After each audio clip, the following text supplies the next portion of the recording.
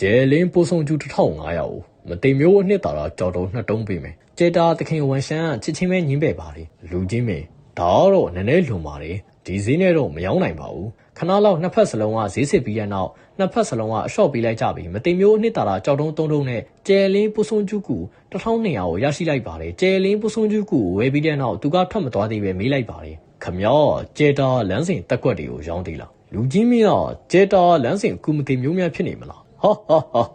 ာရောင်းတာပေါ့ဗျာကြည့်ပါဦးဒီမှာကျဲတာလမ်းစဉ်တက်ကွက်3ခုပါရှိပါတယ်။ဖိုင်ယန်ကစတင်ကြည့်ရှုလိုက်ပါတယ်။ပထမကျဲတာလမ်းစဉ်တက်ကွက်နာမည်ကတောက်ပတော့ကျဲတာတန်ချက်ကအသက်သွင်းဖို့အတွက်ကျဲလင်းကူအများပြားဘေးတင်ကျဲကူအနှဲငယ်နဲ့ကျဲတာဒိုင်းကူအချို့နဲ့အခြားသောကူကောင်တွေကိုလိုအပ်ပါတယ်။ထိုအရာခန်းစစ်တက်ကွက်ဖြစ်ပြီးအသုံးပြုလိုက်တာနဲ့ကူမသိမျိုးတွေရဲ့ခန္ဓာပေါ်မှာကျဲအောင်လူတောက်ပတဲ့တန်ချက်ကအပြည့်စုံကဖြစ်လာပါလိမ့်မယ်။ဒုတိယတက်ကွက်ရဲ့နာမည်ကຫນွေဦးကျဲတာ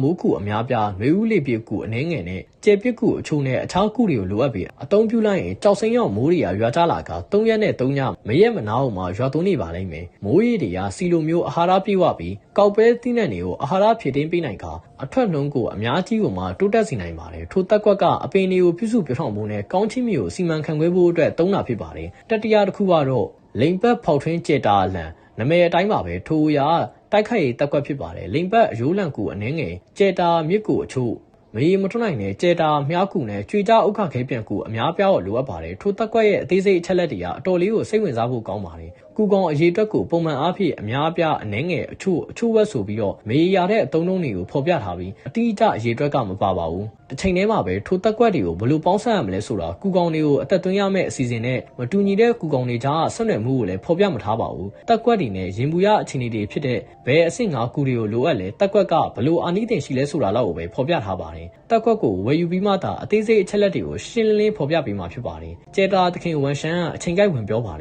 ်တက်ကွက်တောက်ပတော့ကျဲတာတန်ချက်ကောင်မတိမျိုးအနှစ်သာကြောက်တုံးတဝက်နဲ့ရောင်းပါတယ်ຫນွေဦးကျဲတာမူကတော့ကျုပ်ရဲ့ပင်မခန္ဓာကိုယ်တိုင်ကဖန်တီးထားတာပါအခုထိလည်းကူမတိမျိုးအနှဲငယ်ပဲဝယ်ဖူးသေးပါတယ်ဒါကြောင့်တန်မိုးကတော့အနှဲငယ်ပုံမြင့်ပြီးမတိမျိုးအနှစ်သာကြောက်တုံးတရုံးခွဲကြတင်ပါတယ်လိန်ပတ်ဖောက်ထွင်းကျဲတာလန်ကတော့မတိမျိုးအနှစ်သာကြောက်တုံးတရုံးပါတက်ကွက်တွေကိုရှားပမှုအားနည်းချက်ခွန်အားနဲ့စွမ်းအားတံပြန်တက်ရောက်မှုအလွယ်ကူခြေဖြစ်နိုင်ခြင်းရှိမရှိနဲ့တက်ကွက်ဖွဲ့စည်းထားတဲ့ကူကောင်တွေရဲ့အခြေအနေပေါ်မူတည်ပြီးဈေးနှုန်းသတ်မှတ်ကြပါတယ်ဒါပေမဲ့သူတို့မှာတူညီတဲ့အချက်တစ်ခုရှိပါတယ်ပုံမှန်အားဖြင့်ဈေးမပေါ်ပါဘူးရတနာဝါကောင်းကင်ဘုံမှာတမန်တင်မျိုးတက်ကွက်တွေရဲ့ဈေးနှုန်းကအဆင့်တူတင်မျိုးကူနီးလန်းတွေထက်ပိုပြီးတော့မြင့်မားပါတယ်ဒါပေမဲ့အဆင့်6နဲ့အထက်မှာတော့မတင်မျိုးတက်ကွက်တွေရဲ့ဈေးနှုန်းတွေကမတင်မျိုးကူနီးလန်းတွေထက်အများကြီးကိုရောင်းနေပါတယ်တောက်ပတော့ကျဲတာတန်ချက်ကတက်ကွက်ကိုဖိုင်ယန်ကကျဲတာလမ်းစဉ်ကူမတင်မျိုးမဟုတ်ရင်တော့သိနိုင်ပါတယ်ထိုအရာရန်ကုန်မှာတမန်ကြလုံးပါတယ်မတင်မျိုးအနှစ်သာကြောက်တုံးတဝက်ဆိုတာဈေးကြီးလို့ပါတယ်ဖိုင်ယန်ကကျဲတာလမ်းစဉ်တိုက်ခိုက်ရေးတက်ကွက်တစ်ခုကိုဝယ်ယူဖို့အတွက်စီစဉ်ခဲ့ပြီး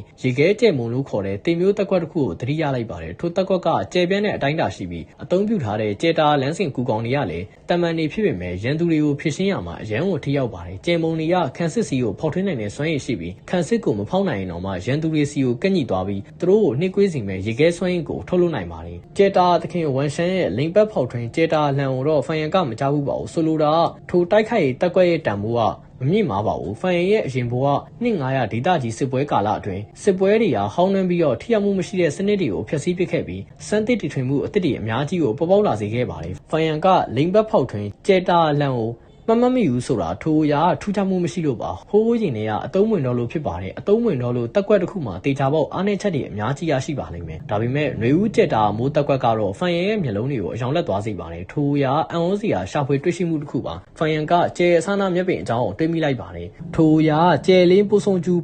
းတွေရဲ့အစာဖြစ်တယ်လို့သူတို့ရဲ့နေရင်လည်းဖြစ်ပါတယ်ကျဲလင်းပိုးဆုံကျူးတွေကပိုတန်မာပြီးတော့ပိုကြီးထွားလေကျဲလင်းပိုးဆုံကျူးကူတွေကသူတို့စီကနေပိုထွက်လာလေပါဖိုင်ယန်ရဲ့ကျဲလင်းပိုးဆုံကျူးကူလိုအပ်ချက်ကအချိန်အကြာကြီးဆက်ရှိနေဦးမှာပါဒါကြောင့်သူကထိုတက်ကွက်ကိုလိုအပ်ပါတယ်ဖိုင်ယန်ကထိုຫນွေဦးကျက်တာမိုးတက်ကွက်ကိုနောက်နှစ်ခါလောက်ပြန်ကြည့်လိုက်ပါတယ်ပြဿနာတစ်ခုကိုသတိထားမိလိုက်ပါတယ်ຫນွေဦးကျက်တာမိုးဖွဲ့စည်းထားတဲ့ကူကောင်တွေထဲမှာကျဲပစ်ကူလို့ခေါ်တဲ့ကျက်တာလမ်းစဉ်ကူတကောင်ကပေါင်းရင်ပါတယ်အဲ့ဒါကုန်ခန်းသွားမဲ့ကူအမျိုးအစားပါဖိုင်ယန်ကထိုကူကောင်အကြောင်းကိုတစ်ခါမှမကြားဘူးပါဘူးထိုအရာပထမဦးဆုံးချိန်ကြားဘူးတာပါဖိုင်ယန်ကစဉ်းစားကြည့်ပြီးသဘောပေါက်လိုက်ပါတယ်ထိုအရာကျက်တာသခင်ဝန်ရှမ်းရဲ့လက်ကွက်ပါကူမသိမျိုးတွေကຫນွေဦးကျက်တာမိုးတက်ကွက်ကိုဝယ်ပြီးတဲ့နောက်အသုံးပြုချိန်တဲ့အချိန်တိုင်းကျဲပစ်ကူကိုသုံးဆွဲရပါလိမ့်မယ်တစ်ချိန်တည်းမှာပဲကျက်တာသခင်ဝန်ရှမ်းတယောက်ထဲရတာထိုကျဲပစ်ကူကိုရောင်းချနေရပါကျဲတာသခင်ဝန်ရှမ်းထိုတစ်ခါတည်းဝယ်ယူရတဲ့တက်ကွက်ကိုဇက်တိုက်အယောင်းဝယ်ဖြစ်စေချင်တာပါ ဖိုင်ယန်ကစမ်းတဲ့အနေနဲ့မိလိုက်ပါတယ်ခမရဲ့ຫນွေဦးကျေတာမိုးတက်ကွက်နဲ့ကျေပြစ်ကူနီလန်ကိုမတိမ်မျိုးအနှစ်သာတာကြောက်တုံးနှစ်တုံးပေးမယ်ကျေပြစ်ကူကအဆင့်3ပဲရှိတာပါဒီလိုတိမ်မျိုးကူနီလန်ကမတိမ်မျိုးအနှစ်သာတာကြောက်တုံးတဝက်အောင်မတန်ပါဘူးထိုဈေးကအရန်မြင့်မားနေပါပြီဒါပေမဲ့မျှော်လင့်ထားတဲ့အတိုင်းပဲကျေတာသခင်ဝန်ရှမ်းကတုံဆိုင်မနေပဲညင်းပယ်ပါတယ်သူ့ရဲ့ရှင်းပြချက်ကတော့ထိုကျေပြစ်ကူကသူ့ရဲ့ကောင်းချီးမိမှာတဘာအတိုင်းဖြစ်ပေါ်လာတာပါကူနီလန်ကမရှိပါဘူးတဲ့ထိုအရာတကယ်ကိုမှကောင်းမွန်တဲ့စင်ကြယ်တစ်ခုပါအချို့ကောင်းချီးမိတွေကကောင်းကောင်းစီမံခန့်ခွဲရင်ပတ်ဝန်းကျင်ရန်ထူးခြားမှုကြောင့်ကူကောင်အစ်စ်တွေကိုမွေးဖွားပေးနိုင်ပါတယ်ကူမတင်မျိုးတွေကကူကောင်အစ်စ်တွေကိုတန့်စင်ပြီးတော့ဖန်တီးနိုင်အောင်တာမကတဘာဝတရားကလည်းအလားတူလှုပ်ဆောင်နိုင်ပါတယ်ထိုအရာစင်ကြယ်ဖြစ်ဖို့များတယ်ဆိုတာဖိုင်ယန်ကသိပေမဲ့စစ်ဆေးဖို့အတွက်ကျေတာသခင်ဝန်ရှန်ရဲ့ကောင်းချီးမိတဲ့ကိုဝင်ခွင့်တောင်းလို့မရပါဘူးကောင်းချီးမိဆိုတာကူမတင်မျိုးတွေရဲ့ဌာနချုပ်ပါသူတို့ရဲ့အကြီးမားဆုံးပုဂ္ဂိုလ်ရေးကိစ္စတွေကပါဝင်နေပါတယ်သူတို့မှာတကယ်ကောင်းမွန်တဲ့ဆက်ဆံရေးရှိပြီးအချင်းချင်းနဲ့ဆိုင်ကိုယုံကြည်မှသာအခြားကူမသိမျိုးတယောက်ကိုကောင်းချီးမိတဲ့ကိုဖိတ်ခေါ်လေးရှိတာပါကျေတာသခင်ဝန်ရှန်ကမလူလားတာကိုမြင်တော့ဖိုင်ယန်ကအကြံပြုလိုက်ပါတယ်ကောင်းပြီလေຫນွေဦးကျေတာမိုးနဲ့တောက်ပတော့ကျေတာတန်ချက်ကတက်ကွက်နှစ်ခုအပေါင်းပဲကျေပြစ်ကူအချို့မတိမ်မျိုးအနှစ်သာတာကြောက်တုံးနှစ်တုံးနဲ့ဝယ်မယ်ຫນွေဦးကျေတာ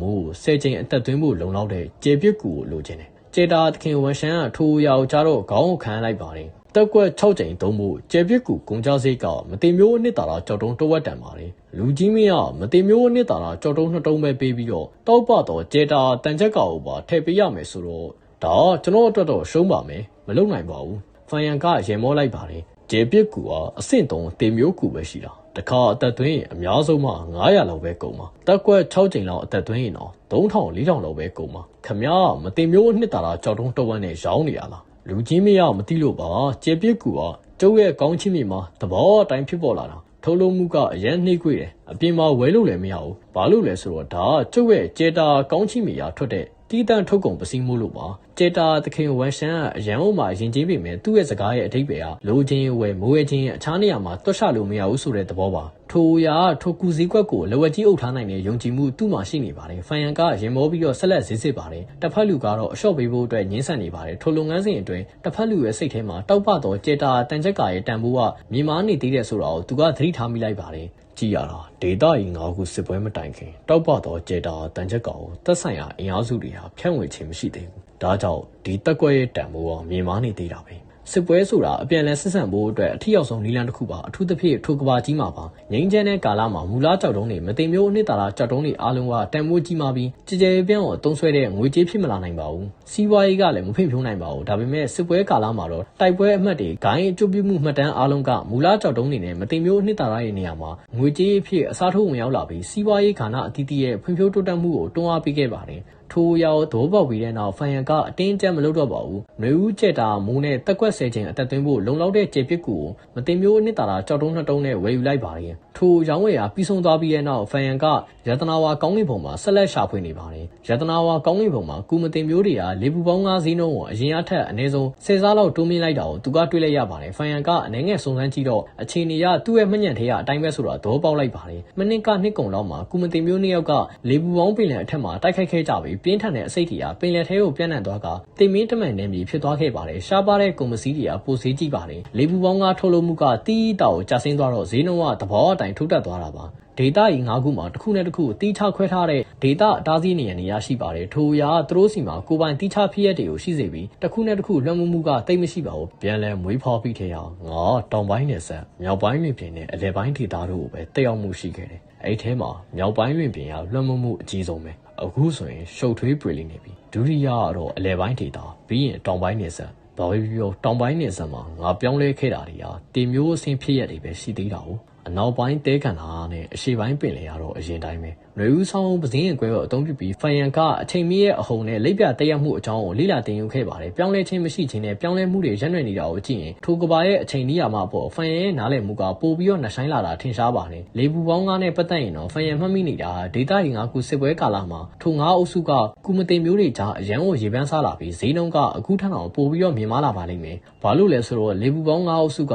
င်ဆက်အုပ်စုတွေထဲမှာတင်မျိုးခုပေါ်ပေါက်နှုန်းကိုမြင့်တင်ပေးနိုင်လို့ပါငိမ့်ချမ်းကာလမှာကုမတင်မျိုးတွေက ကူကောင်တွေကိုကိုယ်တိုင်မွေးမြူကြတဲ့အတွက်တေမျိုးကူအများပြောက်ဝယ်ယူဖို့လိုအပ်ချက်ကမမြင့်ပါပါဘူးဝယ်ယူချင်းရဒုတိယရွေးချယ်စရာဖြစ်ပြီးအများစုကကောင်းချီမြေရဲ့ကိုယ်ပိုင်ထုတ်လုပ်မှုကသာအဓိကနည်းလမ်းဖြစ်ပါတယ်ကောင်းချီမြေတွေကအချိန်စီစဉ်မှုကပြင်ပကဘာနဲ့မတူညီပါဘူးပြင်ပကဘာမှာတရက်ဆိုရင်ကောင်းချီမြေထဲမှာရပ်ပေါင်းများစွာကြာမြင့်ပါတယ်ပြင်ပမှာတစ်နှစ်ဆိုရင်ကောင်းချီမြေထဲမှာနှစ်ပေါင်းများစွာကြာမြင့်ပြီးနှစ်တိုင်းမှာရေသိမ်းမှုရရှိမှုပမာဏတစ်ခုကရှိပါတယ်ကူမတင်မျိုးတွေကပုံမှန်အားဖြင့်လေပူပေါင်း9ကိုရွေးချယ်လေးမရှိပါဘူးဘာလို့လဲဆိုတော့ဈေးနှုန်းကရန်ဝင်ကြီးမားလုံးပါသူတို့ကအချိန်တစ်ခုလောက်စုံစမ်းလိုက်ဖို့ပဲစာနာရှိကြပါတယ်ဒါပေမဲ့စစ်ပွဲကာလမှာတော့ကူမတင်မျိုးတွေကမကြာခဏတိုက်ခိုက်ကြတဲ့အခါသူတို့ရဲ့မတင်မျိုးကူဝက်ဖဲတွေကိုခဏခဏအသုံးပြုဖို့အတွက်ရှောင်ကျဉ်ကြပါတယ်တင်မျိုးကူတွေသာတိုက်ခိုက်ဖို့အသုံးများတဲ့နည်းလမ်းတွေဖြစ်လာပြီးကုန်ကျစရိတ်ကအရန်ကိုများပြားလာပါတယ်ဒါကြောင့်ဒေတာရီ9ခုစစ်ပွဲကာလမှာလေပူပေါင်း9ကူမတင်မျိုးတွေကြားရေပန်းစားတဲ့ကုန်ပစ္စည်းဖြစ်လာခဲ့တာပါတကယ်တော့ဖိုင်ယန်ကသူ့ရဲ့ကျယ်လင်းပိုးစွန်ကျုပ်ကူထုတ်လုပ်မှုကိုတွန်းမြင့်ဖို့အတွက်လေပူပေါင်း9တွေကိုဝယ်ယူခဲ့ပူးပါတယ်ဒါပေမဲ့ကန်ဆိုးစွာနဲ့ပဲမြောက်ပိုင်းလွင်ပြင်ခီးစဉ်အဆုံးပိုင်းမှာသူကငွေကြေးပြက်လက်သွားခဲ့လို့သူ့ရဲ့ဝင်ပလီအုပ်စုမြေခွေးအုပ်စုနဲ့လေပူပေါင်း9အမြောက်အများအမွှေးလူသားအများစုကိုရောင်းထုတ်ခဲ့ရပါတယ်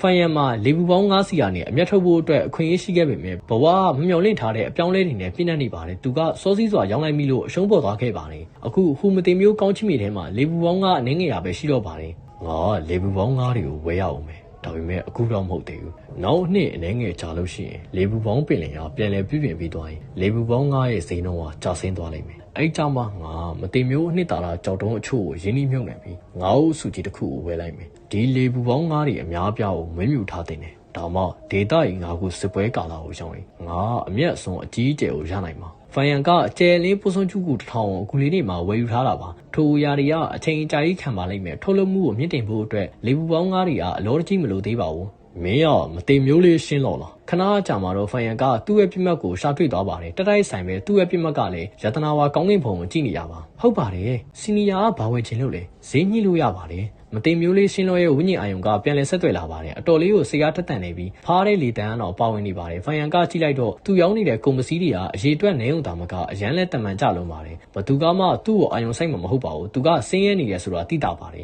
သူကကူမတင်မျိုးတယောက်ဖြစ်တယ်ဆိုတာတော့မှန်ပါတယ်ဒါပေမဲ့ကူမတင်မျိုးတိုင်းကချမ်းသာကြတာမဟုတ်ပါဘူးတိုက်ပွဲကူတန့်စင်ခြင်းသူတေသနာကပိဒုက္ခခံယူခြင်းထိုရာဒီအားလုံးကကူမတင်မျိုးရဲ့အခြေခံကြွယ်ဝမှုတွေကိုအကြီးအကျယ်ကုန်ခန်းစေပါတယ်ဖိုင်ယန်ကသူ့ရဲ့မှတ်ဉာဏ်ကနေသိနေပါတယ်ထိုမတင်မျိုးလေးရှင်းလို့ကတကူတော်ကျင့်ကြံသူတယောက်အသစ်တလန်းလာတဲ့အမျိုးသမီးကူမတင်မျိုးဖြစ်ပြီးအခြေခံအားနေပါတယ်သူကအယောင်းဝယ်စတင်ဖို့အတွက်အခက်အခဲဆုံးအချိန်ကိုဖျက်ဆီးနေရတာပါမတင်မျိုးလေးရှင်းလို့ကတင်မျိုးလောကမှာပုဂ္ဂိုလ်ကြီးတဦးဖြစ်ပြီးတင်မျိုးတွေရဲ့လေးစားကြည်ညိုမှုကိုခံရပါလိမ့်မယ်ဒါပေမဲ့ရတနာဝါကောင်းကင်ဘုံမှာကူမတင်မျိုးအများပြားကြားမှာတော့သူကလုံးဝကိုထူးခြားမှုမရှိပါဘူးဒါပေမဲ့ဒေတာရီ9ခုစစ်ပွဲကာလမှာဒီမတင်မျိုးလေးရှင်းလို့ကသူ့ရဲ့တက်ကွက်ရေခဲကျိန်မှုကိုသုံးပြီးတိုက်ပွဲတွေကနေကျွယ်ဝချမ်းသာမှုကိုလျင်မြန်စွာနဲ့စုဆောင်းကနောက်တစ်ချိန်မှာကြော်ကြားတဲ့ပုံကိုယ်တယောက်ဖြစ်လာလိမ့်မယ်ဆိုတာဘယ်သူမှသိမှာလဲဖိုင်ယန်ကတပင်းချလိုက်ပြီးအချိန်နဲ့ကန်ဂျမာရဲ့စမ်းကျဲတဲ့စွမ်းအားကိုလေးစားလိုက်မိပါတယ်အရှင်သခင်၃ပါးရဲ့ဟောကိန်းအရဒေတာရီ9ခုစစ်ပွဲရခစ်ကြီးတစ်ခုရဲ့အစပြိုးခြင်းဖြစ်ပြီးထိုမျိုးဆက်ရဲ့မဟာအိမ်မက်မတင်မျိုးရှင်မွေးဖွားလာမယ့်အချိန်မှာ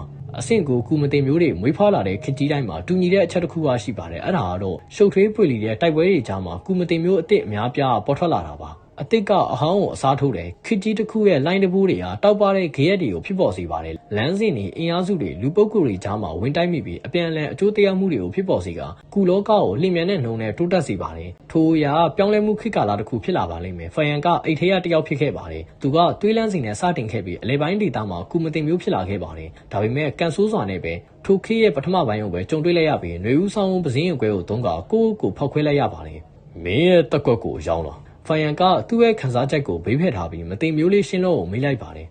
ဒီမှာတက်ကွက်တစ်ခုကရှိပါတယ်မတင်မျိုးလေးရှင်းလို့ကအနေငယ်ရှက်ရုံနေပါတယ်ဒါကကျမတိုက်ဆိုင်စွာနဲ့ရရှိခဲ့တဲ့ရေခဲလန်းစဉ်တက်ကွက်ပါနမေကရေခဲချစ်မြင်ပါဈေးနှုန်းကတော့မတင်မျိုးအနှစ်သာရကြော်တုံးတွက်ပါဒါကအဆင့်5တက်ကွက်တစ်ခုအတွက်အနှိမ့်ဆုံးဈေးနှုန်းပါပဲသူ့ရဲ့နောက်ဆုံးစကားကဖိုင်ယန်ကဈေးနှိမ်မှာကိုကြောက်ရွံ့နေမှန်းကိုပြသနေပါတယ်ဖိုင်ယန်ကအကြောင်းအရာတွေကိုကြည့်လိုက်ပြီးမကြင်မနဲ့ရေဦးလိုက်ပါတယ်ဒီရေခဲချီမင်းတက်ကောက်ကအဆင့်5ခုအများကြီးကိုလိုအပ်တာပြီးတော့ခန်းစစ်ကလည်းကျယ်ပြန့်တဲ့အတိုင်းတာခန်းစစ်အာနိတင်ဖြစ်နေတယ်အဆင့်5ခုအများပြားတော့တပိန်နဲ့ထဲသုံးဖို့ဆိုတာအသုံးပြုသူကကုမတင်မျိုးဖြစ်ရပါမယ်တင်မျိုးတွေမှာမူလဆွမ်းရဲ့အကန့်အသတ်ရှိပြီးအချင်းတွေအများစုမှာအဲ့လိုမလုပ်နိုင်ပါဘူးကျယ်ပြန့်တဲ့အတိုင်းတာခန်းစစ်ဆိုတာတဦးတဲ့ခန်းစစ်တက်ကွက်ထက်ခန်းစစ်စွမ်းအားမှာနှိမ့်ကြတယ်လို့ဆိုလိုပါတယ်ကုမတင်မျိုးတွေကကျွန်းပြူချိန်လန်းစဉ်ကုမတင်မျိုးတွေမဟုတ်ရင်ပုံမှန်အားဖြင့်တယောက်တည်းတိုက်ခိုက်လေးရှိကြပါတယ်ဒါပေမဲ့ကျွန်းပြူချိန်လန်းစဉ်ကုမတင်မျိုးတွေမှာကိုပိုင်ကျွန်းပြူချိန်လန်းစဉ်ခန်းစစ်နီလန်းနေရရှိပြီးသားပါ သူတို့ကဘာလို့ရေခဲလန်းစဉ်တက်ကွက်ကိုရွေးချယ်ရမှာလဲမတင်မျိုးလေးရှင်းလို့ကစိတ်ထဲမှာခါတက်တက်နဲ့ရင်မိုးလိုက်ပါတယ်ဖိုင်ယန်ပြောတာကွက်တိပါထိုအကြောင်းရင်းတွေကြောက်ပဲတက်ကွက်ရေခဲချိမီဟာရောင်းဝခတ်နေတာပါဒါပေမဲ့မတင်မျိုးလေးရှင်းလို့မှာရွေးချယ်စရာမရှိပါဘူးသူ့ရဲ့လက်ထဲမှာကုန်မစည်းအကန့်အသတ်ပဲရှိပါတယ်ပြီးတော့သူကတကူတော်ကျင့်ကြံသူဖြစ်နေလို့သူ့ရဲ့ကျင့်ကြံခြင်းကိုစတင်ဖို့အတွက်အရင်းမြစ်ပမာဏအများကြီးကိုလိုအပ်ပါတယ်သူကကူမတင်မျိုးဖြစ်လာပြီမဲ့ဒုက္ခကပ်ပြီးတဲ့နောက်မွေးတိတ်သွားခဲ့ပါတယ်သူ့ရဲ့ကူကောင်အများစုကပျက်စီးသွားခဲ့ပါတယ်သူကအသေးစိတ်ကြတဲ့ဖွံ့ဖြိုးတိုးတက်ရေးစီမံကိန်းတစ်ခုကိုရေးဆွဲထားပါတယ်သူ့ရဲ့ကောင်းချီးမြေထဲမှာတုံခါတစ်ပင်အများပြားကိုစိုက်ပျိုးခြင်းပါတယ်သူ့ရဲ့ကောင်းချီးမြေရဲ့ပတ်ဝန်းကျင်ဟာတုံခါတစ်ပင်စိုက်ပျိုးဖို့အတွက်အရန်ကိုတင့်တော်ပေမဲ့သူကအရေးကြီးဆုံးကနဦးရင်းနှီးငွေကိုလိုအပ်နေပါတယ်သူ့ရဲ့လက်ထဲမှာမူလကြောက်တုံးဂရေပေါင်းများစွာရှိနေပေမဲ့မတင်မျိုးအနှစ်သာရကြောက်တုံးကတော့တရုံးတော်မှမရှိပါဘူးတုံခါတစ်ပင်အစိရောင်းတဲ့သူကလူနည်းစုလေးပဲရှိပါတယ်အများစုကလဲလှယ်ဖို့တီးတန့်ပစည်းတွေဒါမှမဟုတ်မတင်မျိုးအနှစ်သာရကြောက်တုံးကိုလိုချင်ကြပါတယ်သူတို့ကမတင်မျိုးလေးရှင်းလို့စီမှာရှိတဲ့ပစည်းတွေကိုမလိုအပ်ကြပါဘူးဖိုင်ယန်ကအဲ့လိုပြောတာကိုကြားတော့မတိမျိုးလေးရှင်းလို့ရဲ့နှလုံးသားကမျောလင်းချက်ပျောက်ဆုံးသွားပါတယ်လွန်ခဲ့တဲ့လအနည်းငယ်အတွင်းမှာသူကစိတ်ပြတ်မှုတွေနဲ့ရင်ပါနေခဲ့ပါပြီဒါပေမဲ့နောက်တစ်ခဏမှာဖိုင်ယန်ကပြောလိုက်ပါတယ်ငါမကြသေးခင်ဟာဂျေတာလမ်းစဉ်တက်ကွက်ကိုသူ့ဒေသနာလုပ်နေတာဒီရေခဲချီမင်တက်ကွက်ကိုအနည်းငယ်တော့စိတ်ဝင်စားတယ်ဒါပေမဲ့မတိမျိုးအနှစ်သာရကြောက်တုံးတဝက်ဆိုတာဈေးကြီးလုံးတယ်မင်းမှာတီထွင်စမ်းတစ်ထားတဲ့တက်ကွက်အသေးစားလေးတစ်ခုဟာရှိရင်ထပ်ထဲလာဒါဆိုရင်ဒါကိုမတိမျိုးအနှစ်သာရကြောက်တုံးတဝက်နဲ့ဝယ်ကောင်းဝယ်နိုင်လိမ့်မယ်တီထွင်စမ်းတစ်ထားတဲ့တက်ကွက်အသေးစားလေးဟုတ်လားမတင်မျိုးရှင်းလို့ကမျောလင်းချက်တွေပြန်လဲတောက်လောင်လာပါတယ်သူကသူ့ရဲ့ကိုယ်ပိုင်ကျေတာလမ်းစဉ်တက်ကွက်69ကျင်မုံကိုတွေးမိလိုက်ပါတယ်69ကျင်မုံကသူကိုယ်တိုင်ဖန်တီးထားတာပါအဆင့်3ကူ6ကောင်နဲ့အဆင့်4ကူကောင်9ကောင်ကိုအသုံးပြုထားပေမဲ့အဆင့်5ကူတကောင်ရဲ့တိုက်ခိုက်အင်အားကိုထွက်လွှတ်နိုင်ပါတယ်တခါတုန်းကသူကဒါကိုအရန်ကိုဂုဏ်ယူခဲ့ပြီးပါတယ်ဒါပေမဲ့မကြခင်မှာပဲသူ့ရဲ့အမြင်တွေကကျယ်ပြန့်လာပြီးတောင်ရဲ့အထက်မှာတောင်ရှိသလိုလူရဲ့အထက်မှာလူရှိတယ်ဆိုတာကိုနားလည်လာကသူကပို့ပြီးတော့နှိမ့်ချတက်လာခဲ့ပါတယ်မတင်မျိုးလေးရှင်းလို့ကခဏလောက်ပဲတွေ့လိုက်ပါတယ်မတင်မျိုးအနှစ်သာရကြောက်တုံးလူချင်းတဲ့စိတ်ကသူ့ကိုလွှမ်းမိုးသွားပါတယ်ဂျူနီယာစီမှာတက်ကွက်အသေးစားလေးတစ်ခုပါရှိပါတယ်ဒါပေမဲ့စီနီယာအတွက်အသုံးဝင်မှာကိုစိုးရိမ်မိပါတယ်သူကသတိထားပြီးတော့ပြောဆိုလိုက်ပါတယ်ဖန်ရဲ့နှလုံးသားကလှုပ်ခတ်သွားပြီမဲ့သူ့ရဲ့လေတံကတည်ငြိမ်နေသေးပါအိုးပြောပြဆန်းပါ69ကျယ်မွန်တက်ကွက်ကိုမြင်ပြီးတဲ့နောက်ဖန်ရန်ကပျော်ရွှင်မှုကိုထိန်းချုပ်ထားပြီးတုံးတက်ပြလိုက်ပါတယ်ဒီတက်ကွက်ကလက်ခံနိုင်အောင်အဆင့်ပဲဘသူကသိမှာလဲဒါငါ့ကိုညံလင်းချို့ပေးကောင်းပေးနိုင်မှာပေါ့ကဲဒီနေ့ငါစိတ်ကြည်နေတော့မင်းတို့လူတစ်လေးကိုကူညီလိုက်မယ်ဟာရော့မတင်မျိုးအနှစ်သာရကြောက်တုံးတဝက်နောက်ဆုံးတော့ငါမှတဝက်ကရှိပြီနောက်ထပ်တဝက်ပဲလူတော့တယ်မတင်မျိုးလေးရှင်းတော့အရန်ဦးမှာပျော်ရွှင်သွားပါတယ်လမ်းခွဲတဲ့အခါသူ့ရဲ့လေတံကဖိုင်ယန်အတွက်စုမုံကောင်းနေနဲ့ပြည့်နေပါတယ်အဲ့ဒီနောက်ဖိုင်ယန်က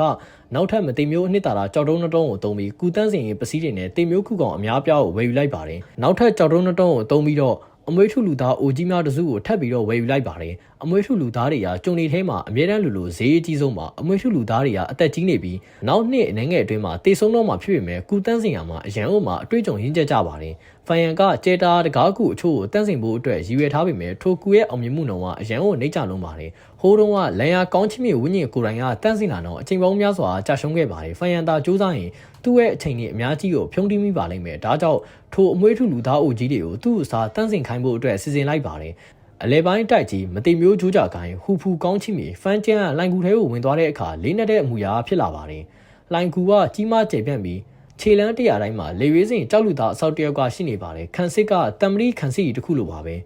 ထိုကြောက်လူသားတွေအားလုံးကိုကောင်းချီမီပိုင်ရှင်ကလေ့ကျင့်ပေးထားတာဖြစ်ပြီးအားလုံးမှာအနည်းဆုံးအဆင့်လီတိုက်ခိုက်စွမ်းရည်ကရှိကမြေလန်းစဉ်ကူကောင်တွေကိုကျွမ်းကျင်ပါတယ်ခြေလန်း1000တိုင်းမှာကြောက်လူသားအကြီးကြီးတကောင်ဝါရှိပြီးသူ့ရဲ့အရွယ်စားတမန်ကြောက်လူသားထက်အနည်းဆုံး3စားလောက်ကြီးမားပါတယ်ဒီလောက်ကျယ်တဲ့လိုင်ကောင်းထဲမှာတော့သူတို့ကမြေကြီးပေါ်မှာစော့ကြောက်ထိုင်ပြီးမှပဲနေလို့ရပါတယ်ဒါပေမဲ့ကြောက်လူသားတွေကလိုင်ကောင်းတူးဖို့နဲ့မြေအောက်မှာနေထိုင်ဖို့အတွက်မွေးဖွားလာကြတဲ့သူမို့လို့မတက်မတာမခံစားရပါဘူးဖန်ကျန်းကထိုလိုင်ကောင်းတွေကိုရှောက်သွားတိုင်းစိုးရင်ထိတ်လန့်မှုကိုခံစားရပါတယ်အထူးသဖြင့်ထိုကြောက်လူသားတွေစီကနေထွက်ပေါ်နေတဲ့အဆင့်5ကူစီယာတခင်အရှိန်ဝါကိုခံစားမိတဲ့အချိန်မှာပါကျွန်တော်တို့ရဲ့မတင်မျိုးဂျိုးကြခိုင်းဟာတကယ်မှအင်အားကြီးမှလုံးတယ်ဒီအဆင့်ကကြောက်လူသားတွေကိုသာအပြင်ထုတ်လိုက်ရင်အခြားခိုင်းတွေအကုန်လုံးကလန့်သွားမယ်ထင်တယ်ကြောက်လူသားကြီးတစ်ကောင်ကိုဖျက်ကျော်သွားရင်ဖန်ကျန်းဝင်းညင်သားဖောက်တန်းကောင်ကိုတူတူလေးပြောလိုက်ပါတယ်ဝင်းညင်သားဖောက်တန်းကောင်ထဲမှာကောင်းကင်ဂျိုးကြသခင်ကပြောပါတယ်တိတ်တော့မဟုတ်သေးပါဘူးဘယ်ခိုင်းမှာမှသူတို့ရဲ့ဝက်ဖင်းနဲ့အခြေခံအုတ်မြစ်ကမရှိဘဲနဲ့နေမလဲအထူးသဖြင့်အခြားရှေးအောင်ခိုင်းကိုကိုင်းရငါတို့ထပ်မနှိမ့်ကြဘူးဒါပေမဲ့လက်ရှိဖူဖူကောင်းချီမီပိုင်ရှင်ကငါတို့ခိုင်းရဲ့တတိယအဓိပတိအကြီးကဲသခင်ကြီးကျောင်းနဆိုပဲသူမွေးမြူထားတဲ့ကြောက်လူသားဂျိုနေရအလဲပိုင်းတိုက်ကြီးမှာအကောင်းဆုံးပဲယတနာပါကောင်းကင်ဘုံမှာတော့သူ့မှာကြီးမားတဲ့လွန်မှုမှုကရှိတယ် သူ့ရဲ့ကြွယ်ဝမှုနဲ့ဇွဲရင်တီဟာငါတို့လိုတေမျိုးတွေမှန်းဆနိုင်တဲ့အရာမဟုတ်ဘူးဖန်ကျန်းရဲ့နှလုံးသားထဲမှာတောင်းတမှုခံစားချက်ကဖြစ်လာပါတယ်ကူမတေမျိုးဆိုတာဘလို့အဆင့်တန်းမျိုးလဲဒီလောက်များတဲ့ကြောက်လူသားအောင်မွေးမြူထားနိုင်နေဆိုတော့တကယ်လို့မှအံ့ဩစရာပဲကောင်းကင်ဂျိုးကြသခင်ကပြန်ပြောလိုက်ပါတယ်ကူမတေမျိုးတယောက်ချင်းစီအားလေရွေးစင်တွေထဲကလေရွေးစင်ပြိုင်ဘက်ကညံကြီးရှင်လူတွေကြားထဲကငကားတွေကြီးပ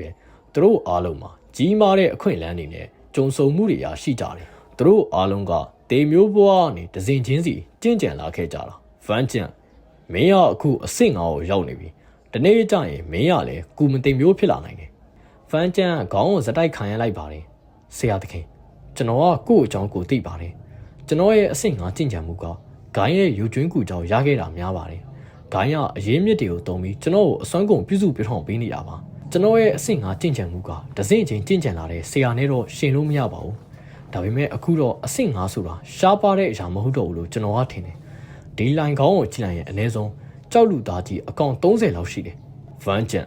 မတေမျိုးချိုးကြခိုင်းအောင်မင်းကိုပြုစုပြောထောင်ပေးထားတဲ့စေတနာပေါ်ကျေးဇူးတင်တာကောင်းမှုပါတယ်ဒါပေမဲ့ကိုယ့်ကိုအထင်မသိနဲ့လူသားဆိုတာတက်ရှိအားလုံးရဲ့ဝိညာဉ်လူသားမျိုးကွဲတွေဟာကိုယ့်ကိုလူသားလို့ခေါ်ကြပေမဲ့ဒီကြောက်လူသားတွေကိုကြည့်ရတာတန်မာပြီးတော့ရင်းပုံပေါက်ပေမဲ့တူးချင်းတိုက်ပွဲမှာငါတို့ခိုင်ရအဆင့်ငါကူစရာသခင်တွေနဲ့ရှင်လို့မရဘူးသူတို့ကျွမ်းကျင်တာအုပ်စုလိုက်တိုက်ပွဲတွေပဲကောင်းကင်ဂျိုးကြသခင်ကရေမိုးလိုက်ပါတယ်ကောင်းကင်ဂျိုးကြသခင်ကဆက်ပြောပါတယ်ဒီကြောက်လူသားတွေကအရန်တုံးရတယ်ချမ်းသာတဲ့သခင်ကိုတွေးလို့တာဒီလိုအောင်မြင်မှုကိုရတာဒီကြောက်လူသားတွေကငါတို့ခိုင်ရအကြီးကဲတွေနဲ့ရှင်နိုင်မယ်လို့ထင်လို့လား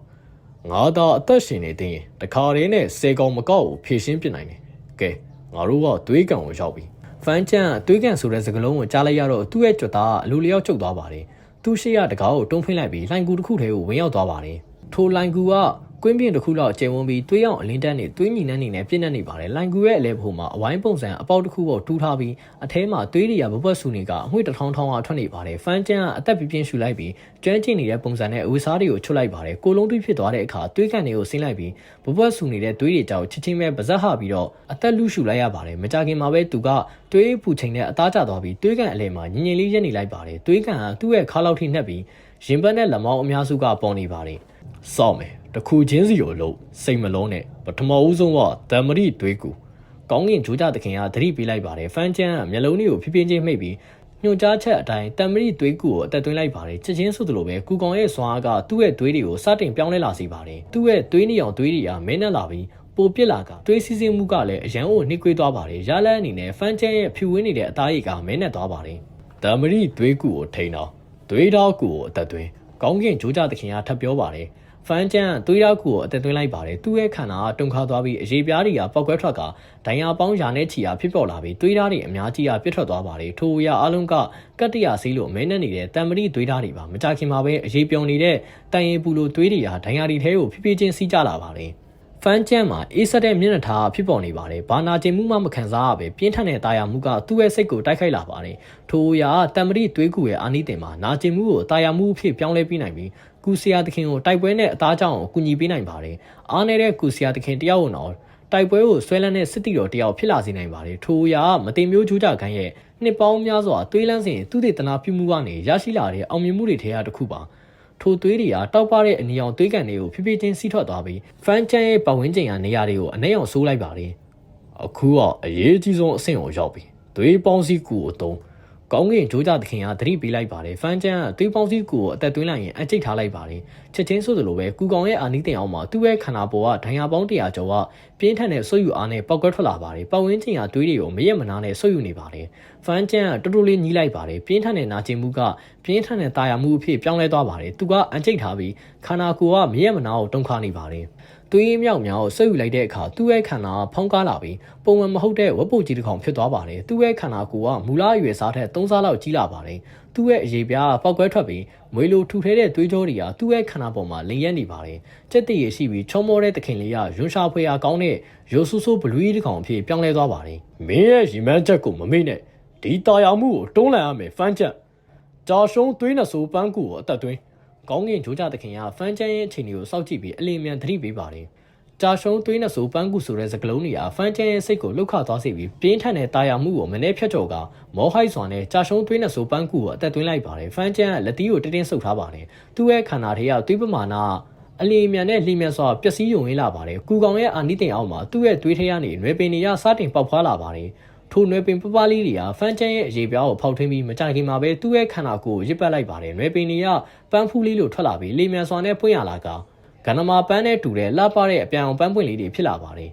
်ဖန်ကျန်းကအန်ကျိတ်ထားပြီးနာကျင်စွာနဲ့ညှိညူလိုက်ပါတယ်သူ့ရဲ့မျက်နှာဖြူဖြူရောဖြစ်နေပြီးခန္ဓာတစ်ခုလုံးကမြေကြီးလိုဖြစ်နေကနဆိုးပန်းတွေကသူ့အပေါ်မှာအတင်းတမပေါက်ရောက်နေပါတယ်ဒီလိုပြင်းထန်တဲ့နာကျင်မှုကအမျိုးသမီးမီးဖွားတာထက်10စားလောက်ပိုပြီးတော့ကြောက်စရာကောင်းပါတယ်တံမတိသွေးကူရဲ့အာနိသင်တော်မှာဒီလိုနာကျင်မှုကိုမခုခံနိုင်ပါဘူးဖန်ကျန်းနာကျင်လုံးလို့သူ့ရဲ့သွားဖြူဖြူတွေကကျင်မောမတက်ဖြစ်နေပါတယ်သူ့ရဲ့မျက်နှာဖြူဖြူရောဖြစ်နေပြီးနှစ်ဖူးပေါ်မှာအပြောင်သွေးကြောတွေကထောင်းထားနေကကြည်ရတာရက်ဆက်ကြမ်းကြုတ်ပြီးကြောက်စရာကောင်းနေပါတယ်မင်းရဲ့သွေးရောက်စူပတ်နေပြီဒီတိုင်းဆက်သွားရင်မင်းရဲ့ကိုရင်းကနဲ့ခန္ဓာကိုယ်ကကိုယ့်ရဲ့သွေးနဲ့ခန္ဓာကိုလောင်ကျွမ်းသွားလိမ့်မယ်သွေးကူကိုအမြန်သုံးကောင်းကင်ဂျိုးကြသခင်ကစိုးရိမ်ကြီးနဲ့သတိပေးပါတယ်ဖန်ကျန်းကသွေးကူကိုခက်ခဲနဲ့အသက်သွင်းလိုက်ပါတယ်သူ့ရဲ့သွေးကအလီမြန်အေးသွားပြီးချမ်းလို့တုံနေတဲ့အထိဖြစ်သွားပါတယ်နောက်ဆုံးတော့တင်မင်းတမန်အကြက်တရားနဲ့လွတ်မြောက်သွားပါပြီရောက်ပြီ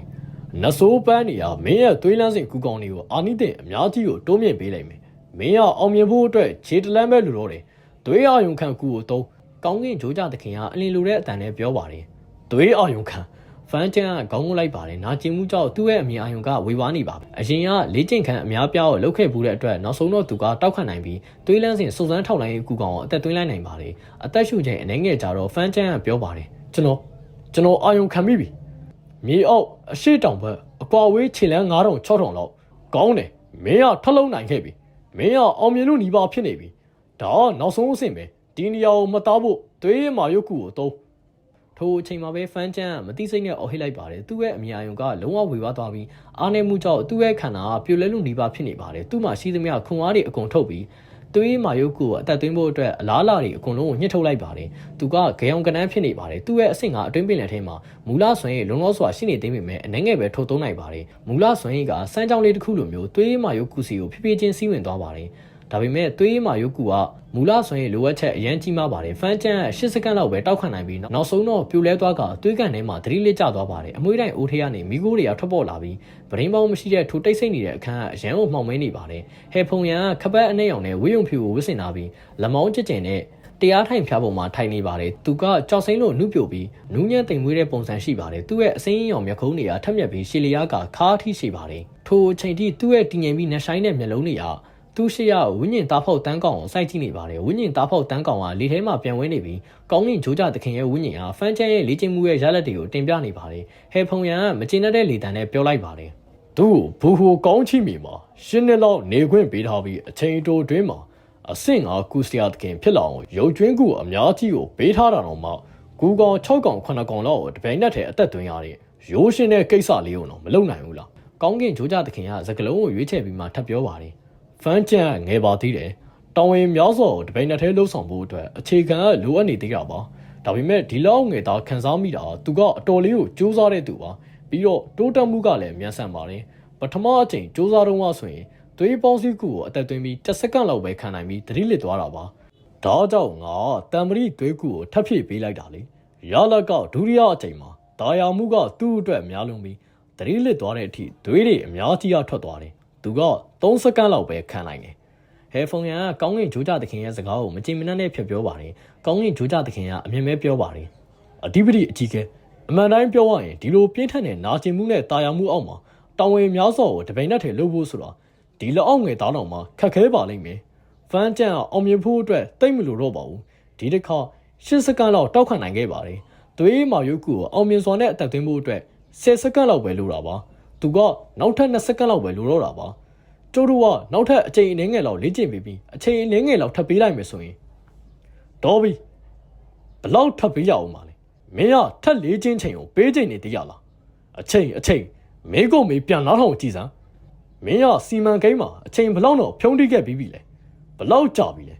နှစ်တည်းကြာတာကြီးပဲအခုထိဘာတိုးတက်မှုမှမရှိသေးဘူးတန်ဟုံးတောင်ကငါတို့ရဲ့လက်ထဲကိုမရောက်သေးဘူးဂိုင်းထဲမှာမကျင်တဲ့တန်တွေကဘလောက်များနေလဲတဲချစ်ကူလဲမှုကိုဖွင့်ပေးဖို့တပည့်တွေဘလောက်များများအထက်လူကြီးတွေကိုတောင်းဆိုနေကြလဲမင်းကမသိဘူးလား လောင်းငယ်သားရေချင်းမရှိလို့အဓိပတိအကြီးကဲကိုဒုက္ခပေးမိပါလေကျွန်တော်ကကြီးလဲတဲ့အဖြစ်ကိုကျူးလွန်မိပါလေ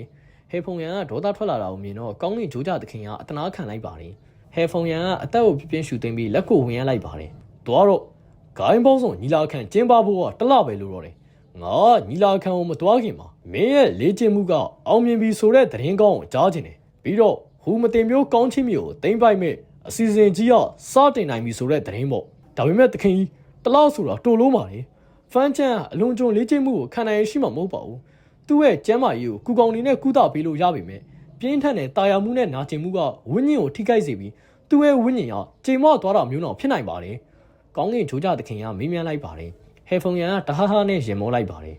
သူ့ရဲ့ဝိညာဉ်ကချိန်မော့သွားတာမင်းမြင်ချင်နေတဲ့အရာမဟုတ်ဘူးလားဒါမှမင်းရောက်သူ့ရဲ့ခန္ဓာကိုသိမ့်ပိုက်ပြီးတော့ပြန်လဲရှင်းတတ်နိုင်မှာပေါ့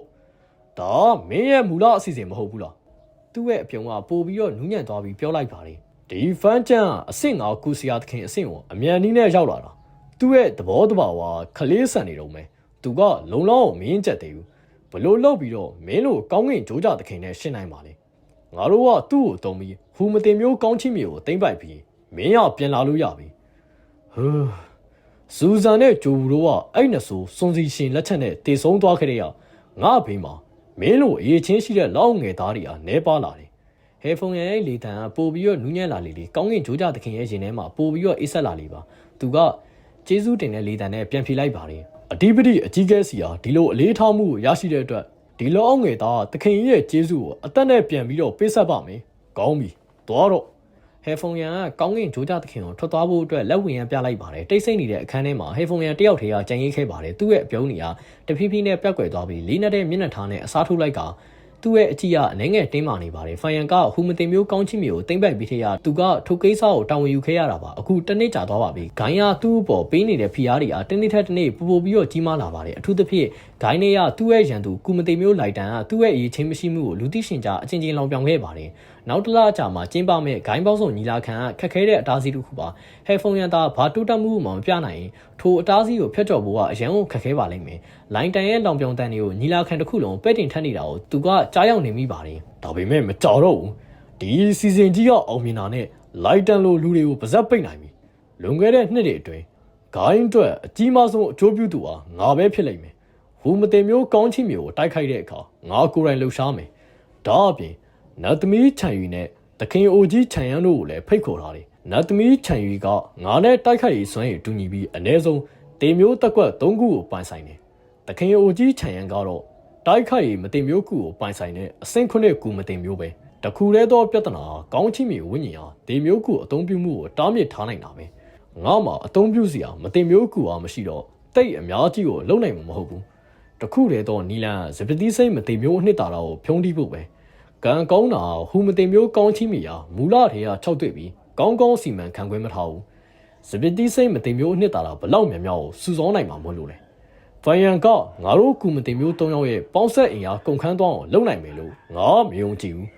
ဟူမတင်မျိုးရဲ့မတင်မျိုးအနှစ်သာရကုန်ခန်းသွားတာနဲ့ကောင်းချင်းမီရဲ့ဝိညာဉ်ဟာအင်အားမဲ့သွားပြီးဒေမျိုးကူတွေကိုတားမြစ်နိုင်မှာမဟုတ်တော့ဘူးအဲ့ဒီချိန်ကြရင်တော့ဟမ်ဟဲဖုန်ရန်ကကိုဘတာကိုရေးဝင်တင်းမနေတဲ့စိတ်ကိုဖြည်းဖြည်းချင်းရှော့ချလိုက်ပါတယ်တစ်ချိန်တည်းမှာပဲဟူမတင်မျိုးကောင်းချင်းမြေမြေရောက်လိုက်ကူထဲမှာဖိုင်ယန်ကဉာဏ်ပညာအလင်းအောင်ဆံဝန်းနေရနဲ့ဖြည်းဖြည်းချင်းရှောင်းလန်းထွက်လာပါတယ်သူ့ရဲ့မျက်နှာပေါ်မှာကျဉ်နဲ့အားရတဲ့အပြုံးတစ်ခုကဖြစ်ပေါ်နေပါတယ်အခုလေးတင်သူကတက်ကွက်ရေခဲကျဲမုံကိုအောင်မြင်စွာနဲ့တွက်ချက်နိုင်ခဲ့ပါပြီကျဲလင်းပိုးဆုံးကျူကူတွေကပြောင်းအောင်လိုပဲလေထဲမှာပြန်တန်းနေပြီးအပြောင်ကျဲတာအလင်းတွေကိုထွက်လွတ်နေပါတယ်ကျဲတာအလင်းတွေကမမြင်ရတဲ့အင်အားတစ်ခုနဲ့ဆွဲယူခြင်းကိုခံရပြီးကျဲတာတကားတစ်ခုဖြစ်စူးစီးသွားပါတယ်ထိုရာပိုကြီးမားတဲ့အဝိုင်းပုံတကားပေါက်ကြီးဖြစ်ပြီးကျဲတာအလင်းရောင်နေနဲ့ဖွဲ့စည်းထားပါတယ်ပုံရင်းရောင်တစ်ခုလိုတောက်ပနေပြီးအိမ်မက်ထဲကမြင်ကွင်းတစ်ခုနဲ့တူနေပါတယ်အချိန်ကြီးကုံဆုံးလာတဲ့အမျှကျဲလင်းပိုးဆုံးကျူကူအရေးအတွက်ကရောနေလာပြီးတိတ်ဆုံးသွားတဲ့ကျဲလင်းပိုးဆုံးကျူကူတွေကလေထဲကနေမြေကြီးဘက်ကိုပြုတ်ကျလာပါတယ်ခြေထောက်တစ်ဖက်ကကျဲတာတကားထဲကနေဟူမတင်မျိုးကောင်းချင်းမြေထဲကိုလမ်းဝင်လာပါတယ်နောက်တော့လူတကူလုံးဝထွက်လာပါတယ်သူကတော့သပင်ဖြူဖြူအရေးချောင်းနဲ့နေနေနဲ့အဖိုးကိုတယောက်ဖြစ်ပြီးမျက်လုံးတွေကပင်ပန်းနဲ့နေပေမဲ့တောက်ပနေပါတယ်သူကတော့လန်ယာကောင်းချင်းမီကနေပြန်လာတဲ့ထိုင်ပိုင်ယွန်ရှမ်းပါငါပြန်ရောက်လာပြီပဲထိုင်ပိုင်ယွန်ရှမ်းဖုန်နေနဲ့ပေချန်နေပြီးဟူမတင်မျိုးကောင်းချင်းမီယာရှုခင်းကိုအကြည့်ကကိုဘတာကိုတပင်းချလိုက်ပါတယ်သူကထိုနေရာမှာနေထိုင်ခဲ့တာအချိန်မကြာသေးပေမဲ့ထိုရာကိုသူ့ရဲ့အိမ်လိုခန်းစားနေရပါတယ်သူကထိုနေရာနဲ့ပတ်သက်ပြီးတန်ရုံးစင်တွေ့တာမှုကရှိနေပါတယ်ထိုအချိန်မှာဖိုင်ယန်ကကောင်းကင်ကနေပြန်တန်းလာပါတယ်ဟာအဖိုးကြီးပိုင် ခမောင်းပြန်လာတာအချိန်ကိုက်ပဲလောကျုပ်ကအခုလေးတင်တွက်ပြီးသွားတဲ့တက်ကွက်ကိုကြည်စမ်းထိုင်ပိုင်ယွန်ရှန်ကရင်းနှီးနေတဲ့ပုံရိပ်ကိုမြင်တော့အားရပါရံမောလိုက်ပါတယ်အိုးဟုတ်လားငါလေမင်းလူသားဘရင်စီကနေတိမ်တိုက်လမ်းစဉ်ကာကွယ်တက်ကွက်တစ်ခုကိုဝဲလာတယ်ငါတို့ဂိုင်းတူညီကိုတွေရောက်ချစ်ကြည်လက်ရည်စမ်းကြည့်အောင်ပြောရင်းနဲ့သူကလေထဲကိုပြန်တက်သွားပါတယ်ဖန်ယန်ကထိုးရာကိုကြားတော့မျက်ခုံးပေးလိုက်ပါတယ်သူ့ရဲ့ညာလက်ကလက်မောင်းတစ်ဖက်ကိုဆန့်ထုတ်လိုက်ပြီးလက်ဝါးကိုကောင်းကင်ဘက်ကိုလှန်ကလက်ချောင်းလေးကိုဆန့်ထားထားလိုက်ပါတယ်ကျဲတာအလင်းအောင်အလင်းလုံးတစ်ခုကသူ့ရဲ့လက်ဝါးပုံမှာမကြခင်မှာစတင်ဖြစ်လာပါတယ်အိုးမင်းရဲ့တက်ကွက်ကကျဲတာလမ်းစဉ်တက်ကွက်လားထိုင်ပိုင်ယွန်ရှန်ကကျဲတာအလင်းအောင်အလုံးကိုမြင်တော့လန့်သွားပါတယ်သူကကောင်းကင်ဘက်ကိုပြန်တက်သွားပြီးသူ့ရဲ့ပက်လက်မှာတိမ်တိုက်အဖြူအောင်လက်စုပ်ကွင်းတစ်ခုကပေါ်လာပါတယ်ထိုင်ပိုင်ယွန်ရှန်ကထိုတိမ်တိုက်ဖြူတွေရဲ့အလဲပဟိုမှာရှိနေပြီးတိမ်တိုက်တွေကခပ်ပကြီးတစ်ခုလိုထိုင်ပိုင်ယွန်ရှန်နဲ့တူလိုက်ပါလှူရှားနေပါတယ်ဖန်ယန်ကသူ့ရဲ့လက်ချောင်းတွေကိုဖြည်းဖြည်းချင်းလှူရှားလိုက်ပြီးကျဲတာအလင်းအောင်ကိုလက်ထဲမှာပေါ့ပါတာစုပ်ကန်လိုက်ပါတယ်အဖိုးကြီးပိုင်ခံနိုင်အောင်လို့ပြင်အောင်ပြီတော့သူကဟိမ့်လိုက်ပြီးလက်ချောင်းတစ်ချောင်းကိုတောက်လိုက်တော့ကျဲတာအလင်းဆက်တစ်ခုကလက်စည်းလိုပြစ်ထွက်သွားပါတယ်ကျဲတာအလင်းဆက်ကတင်းငယ်ပေမဲ့အရန်ကိုမြန်ဆန်ပါတယ်လေထဲမှာပြန်တန်းနိုင်ပြီးထိုင်ပိုင်ယွန်ရှန်စီကိုတိုးဝင်သွားပါတယ်မစိုးတဲ့အမြန်လုံးပဲထိုင်ပိုင်ယွန်ရှန်ကတုံးတက်လိုက်ပါတယ်ဒီလောက်ဝေးတဲ့အကွာဝေးကနေသူကအပြေးဝအာယုံစိုက်ထားရင်ရှောင်းတိန်ဖို့အတွက်အခွင့်အရေးရှိပါတယ်ဒါပေမဲ့လက်ရည်စမ်းနေတာဖြစ်လို့သူ့ရဲ့တိမ်တိုက်လမ်းစဉ်တက်ကွက်ကိုစမ်းသပ်ချင်တာကြောင့်မတည့်ရက်ပြီးကျဲတာအလင်းအောင်ကိုထိတ်တိုက်ရင်ဆိုင်လိုက်ပါတယ်ကျဲတာအလင်းအောင်ကထိုင်ပိုင်ယွန်ရှန်နာကိုကတ်လာတဲ့အခါတိမ်တိုက်အဖြူအောင်ခွင်းကရုတ်တရက်အရှင်ပြပြနဲ့လဲပတ်သွားပါတယ်တိမ်တိုက်ခွင်းကသူ့အတွက်ကျဲတာအလင်းအောင်ကိုကောက်ွယ်ပေးလိုက်ပါတယ်ထိုင်ပိုင်ယွန်ရှန်ကတိမ်တိုက်ခွင်းကိုရပ်တန့်လိုက်ပြီးအာယုံစိုက်ကြည့်လိုက်တော့တိမ်တိုက်ခွင်းကကျဲတာအလင်းအောင်ကိုကောက်ွယ်လိုက်တဲ့နေရာမှာအပြောင်ပြောင်းသွားပြီးရေခဲဆွမ်းရည်နေစိတ်ထွက်နေကနှင်းခဲလွာတစ်ခုဖြစ်ပေါ်နေတာကိုတွေ့လိုက်ရပါတယ်သူကဖန်ယန်ကိုရေမောပြီးတော့ပြောပါတယ်မင်းတွက်ချက်ထားတဲ့တက်ကွက်ကတိတ်ပြီးတော့အန်ဝေါ်စရာမကောင်းတဲ့ပုံပဲမင်းသိထားမှာငါရဲ့တက်ကွက်ကအပြေးဝမတုံးရသေးဘူးဆိုတာပဲဖန်ယန်ရဲ့နှကန်းထောက်တွေကလည်းပွင့်ဟသွားပြီးထက်မြက်ပြီးမညီမညာတဲ့သွားတွေကိုပေါ်လာစေပါတယ်ငါလည်းမတုံးရသေးပါဘူးတောင်ယူလိုက်ဖိုးကြီးပါသူ့ရဲ့လက်ချောင်းတွေကိုတောက်လိုက်တော့မရေမတွက်နိုင်တဲ့ကျဲတာအလင်းဆက်တွေကဖြည်းဖြည်းချင်းပြတ်ထွက်သွားပါတယ်ထိုင်ပိုင်ယွန်ရှန်ကထိုနေရာမှာရှိနေပေမဲ့သူ့ရဲ့ပက်လက်ကတိမ်တိုက်ခွင်ကပူပူပြီးတော့အမြန်လေပက်လာကသူ့ရဲ့ပက်လက်မှာအဖြူအောင်ဘလုံးတစ်လုံးကဖြစ်ပေါ်လာသလိုပါပဲဖန်ယန်ရဲ့ကျဲတာအလင်းဆက်တွေက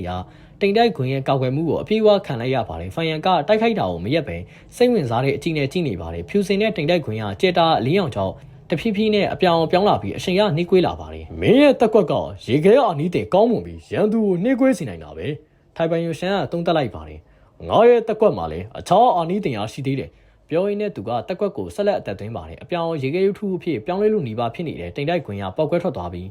ကျေလောင်တဲ့အတန်နဲ့တူအပြောင်နှင်းခဲတွေကအငွေးဖြစ်ပြောင်းလဲကပုံရင်းချင်းကိုပြန့်နှံ့သွားပါတယ်ထိုင်ပိုင်ယွန်ရှန်ကပျော်ရွှင်စွာနဲ့ကိုယ့်ကိုချီးကျူးလိုက်ပါတယ်ငါရဲ့တိမ်တိုက်ခွင်ကရန်သူရဲ့တိုက်ခိုက်မှုတွေကိုတူလုံထားနိုင်တယ်အကန့်အသတ်ရောက်တဲ့အခါဒါမှမဟုတ်ငါရဲ့တက်ကွက်ရဲ့နောက်ဆက်တွဲအာနီးတင်ကိုအသက်သွင်းတဲ့အခါတိမ်တိုက်ခွင်ကိုပောက်ကွဲစေပြီးရန်သူတွေကိုသူတို့ရဲ့တိုက်ခိုက်မှုနဲ့ပြန်လည်ပြီးတော့တိုက်ခိုက်လို့ရတယ်ဂျူနီယာညီလေးငါရဲ့တက်ကွက်ကမင်းတွက်ချက်ထားတဲ့ပို့ပြီးတော့တန်မာတဲ့ပုံရတယ်ဖန်ယန်ကရင်မောလိုက်ပါတယ်အဖိုးကြီးပိုင်အဲ့လိုပြောဖို့ကစောပါသေးတယ်ပြောရင်းနဲ့သူကလက်ကောက်ဝိတ်ကိုလှုပ်လိုက်ပြီးကျဲတာအလင်းရောင်အလင်းလုံးကြီးကိုထိုင်ပိုင်ယွန်ရှန်စီကိုပြစ်လွတ်လိုက်ပါတယ်ထိုင်ပိုင်ယွန်ရှန်ကရင်တုံသွားပြီးတက်ကွက်ကိုအမြန်အသက်သွင်းလိုက်ရာတိမ်တိုက်ကွင်း၅ကွင်းကသူ့ရဲ့ပလက်မှာဖြစ်လာပါတယ်သူ့ကိုဗဟိုပြုတ်ပြီးတိမ်တိုက်ကွင်းတွေကအရွယ်စားအမျိုးနဲ့ပြန်ကားသွားကစောင်းဝိုင်းငါးထပ်အဖြစ်သူ့ကိုအလေကနေကောက်ွယ်ထားလိုက်ပါတယ်ကျဲတာအလင်းရောင်အလင်းလုံးကြီးကတိုက်ခိုက်လာပေမဲ့တိမ်တိုက်ကွင်း၅ကွင်းကလှိမြန်စွာနဲ့လေပတ်နေပြီးသူတို့ရဲ့ပုံရိပ်ရောက်နေရအဖြူအောင်ဘလုံးတစ်လုံးကိုဖန်တီးပေးထားပါတယ်ထိုင်ပိုင်ယွန်ရှန်ကအကျယ်ကြီးရေမောလိုက်ပါတယ်သူကအလဲမှာရှိနေပြီးလုံးဝလုံခြုံသလိုမျိုးခံစားနေရပါတယ်ဒါပေမဲ့ထိုအချိန်မှာပဲကျဲတာအလင်းလုံးကြီးကပောက်ကွဲသွားပါတယ်ကျဲတာအလင်းဆက်အများပြားနေရာအနှံ့ကိုလက်ဆင့်သွားပြီးတစ်ခုနဲ့တစ်ခုဝင်တိုက်မိကပောက်ကွဲမှုကထိုင်ပိုင်ယွန်ရှန်ရဲ့တစ်ခုလုံးကိုလွှမ်းခြုံသွားပြီးရေခဲစွမ်းရည်ကပောက်ကွဲထွက်လာပါတယ်ဒီပောက်ကွဲမှုအင်အားကျဲတာအလင်းဆက်တစ်ခုချင်းစီပေါင်းဆက်ထားတဲ့အင်အားထက်အများကြီးကိုတာလုံတာပဲထိုင်ပိုင်ယွန်ရှန်ရဲ့မျက်နှာထားပြောင်းလဲသွားပါတယ်တိမ်တိုက်ကွင်း၅ကွင်းလုံးကအပြောင်ပြောင်းသွားပြီးအချိန်နဲ့ကြာဆင်းသွားပါတယ်နောက်တစ်ခါဖန်ယန်ကလက်မောင်းရှိဘက်ကိုမြောက်ပင်းလိုက်ပြီးသူ့ရဲ့ဘလူးလက်မောင်းတွေကလေထဲကိုကောက်ချစ်သလိုတပိုင်းနဲ့ထဲစုပ်ကင်လိုက်ပါတယ်နောက်တစ်ခဏမှာကျဲတာအလင်းရောင်အလုံးတွေကသူ့ရဲ့လက်ဖွားပေါ်မှာဖြစ်လာပါတယ်ထိုင်ပိုင်ယွန်ရှန်ကထိုးရောင်မြင်ပြီးမျက်လုံးတငယ်ရကျုပ်သွားပါတယ်သူကပေါ့ဆဆမနေရတော့ပဲကူကောင်တွေကိုအမြန်အသက်သွင်းပြီးတိမ်တိုက်ကွင်းတွေကိုလိမ်မြန်စွာနဲ့လဲပတ်စီလိုက်ပါတယ်ဖန်ယန်ကထိုနေရာမှာရက်နေပြီးသူ့ရဲ့လက်မောင်းရှိဘက်ကဇက်တိုက်ပစ်ခတ်လိုက်ရာကျဲတာအလင်းရောင်အလင်းလုံးတွေကအုတ်ကခဲပြန်နေလို့ပြန်တန်းသွားပြီးထိုင်ပိုင်ယွန်ရှန်ရှိရာဘက်ကိုဘုံကျဲချလိုက်ပါတယ်ပောက်ကွဲတန်နေရသူ့ရဲ့နားနာမှာကတ်နေတယ်လို့ပဲထိုင်ပိုင်ယွန်ရှန်ကအရှောက်တင်းနေရပြီးပုံပြက်ပန်ပြက်ဖြစ်နေပါတယ်တိမ်တိုက်ကွင်း၅ကွင်းကအကန့်အသတ်ကိုရောက်သွားပြီးတစ်ခုပြီးတစ်ခုကိုဖောက်ခွဲလိုက်ကြပါတယ်ပောက်ကွဲမှုအရှိန်ဟုန်ကြောင့်သူ့ရဲ့အရှိန်ကိုပြန်ယူနိုင်ခဲ့ပါတယ်ထိုင်ပိုင်ယွန်ရှန်ကတိမ်တိုက်ကွင်း၅ကွင်းကိုအမြန်ပဲပြန်လဲဖြည့်တင်းလိုက်ပြီးဖန်ယန်ကဆက်လက်ပောက်ကွဲမှုတွေကိုဖန်တီးနေပေမဲ့သူကခန်းစစ်ကိုထိန်းထားနိုင်ခဲ့ပါတယ်ဒေါ်ဘီ ဖိုင်ယန်ကရုတ်တရက်ရက်လိုက်ပါတယ်ထိုင်ပန်ယွန်ရှန်ကအသက်ကိုပြပြင်းရှူနေပြီးဖိုင်ယန်စီကိုဖြည်းဖြည်းချင်းပြန်တန်းလာပါတယ်ဒီတက်ကွက်ရဲ့နမရပါလေအင်အားဘလောက်ရာခိုင်နှုန်းကိုတုံးလိုက်တာလေဖိုင်ယန်ကရှင်းယွန်ချင်းမရှိပဲပြန်ဖြေလိုက်ပါတယ်ကျုပ်ကဒီတက်ကွက်ကိုရေခဲလွန်သွားကျဲမုံလို့နာမည်ပေးထားတယ်ဒါကျုပ်ရဲ့ကိုယ်ပိုင်ဖန်တီးမှုပဲအပြေးအဝအသက်သွင်းလိုက်ရင်ရေစီပိုင်းလောက်ရှိတဲ့ဂျဲတာအလင်းရောင်အလုံးကြီး6လုံးအထိထုတ်လွှတ်နိုင်လိမ့်မယ်ဒါပေမဲ့အလုံးကြီးလေးရွေလျောက်မှုကနေလေပဲဘာလို့လဲဆိုတော့အတွင်းထဲကကျဲမုံတွေကများလေတစ်ခုနဲ့တစ်ခုတိုက်မိတာဟာများလေဖြစ်ပြီးစွမ်းရည်ကုန်ဆုံးမှုကြောင့်အချိန်ရောက်ရောကျသွားလို့ပဲဆိုလိုတော့မင်းရဲ့တက်ကွက်ရဲ့စွမ်း90ရာခိုင်နှုန်းတော့မတုံးလိုက်ရဘူးပေါ့မင်းရဲ့တက်ကွက်ကဘာလို့ဒီလောက်တန်မာရတာလ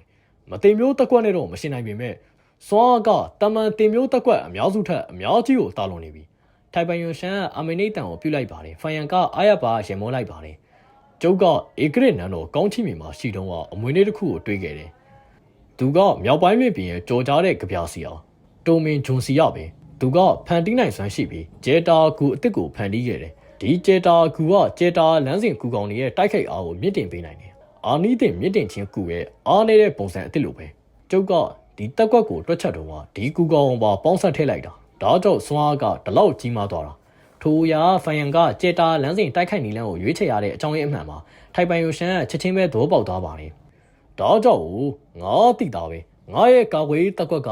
တိမ်တိုက်ကွင်း6ကွင်းနဲ့အပြေးဝအသက်သွင်းတိမ်တိုက်ကွင်း6ကွင်းကိုတပိန်းနဲ့ထဲဖြစ်ပေါ်စေနိုင်တယ်ခန်းစစ်ကကောင်းမွန်တာမကအချိန်မီပြန်လဲဖြည့်တင်းနိုင်ပြီးရန်သူရဲ့တိုက်ခိုက်မှုကိုတော့ပြန်ပေးနိုင်သေးတယ်ဒါငါအတွက်မတင်မျိုးအနှစ်သာရကြောက်တုံး2တုံးတော့ပေးလိုက်ရတာဖိုင်ယန်ကခေါင်းညှိလိုက်ပါတယ်ခမားရဲ့တက်ကွက်ကဒေတာဘောက်တန်မိုးရှိပါတယ်တကယ်တော့ဒါကိုယတနာဝါကောင်းကင်ဘုံမှာသာရောင်းရင်မတင်မျိုးအနှစ်သာရကြောက်တုံး2တုံးခွဲလောက်ဈေးပေါက်လိမ့်မယ်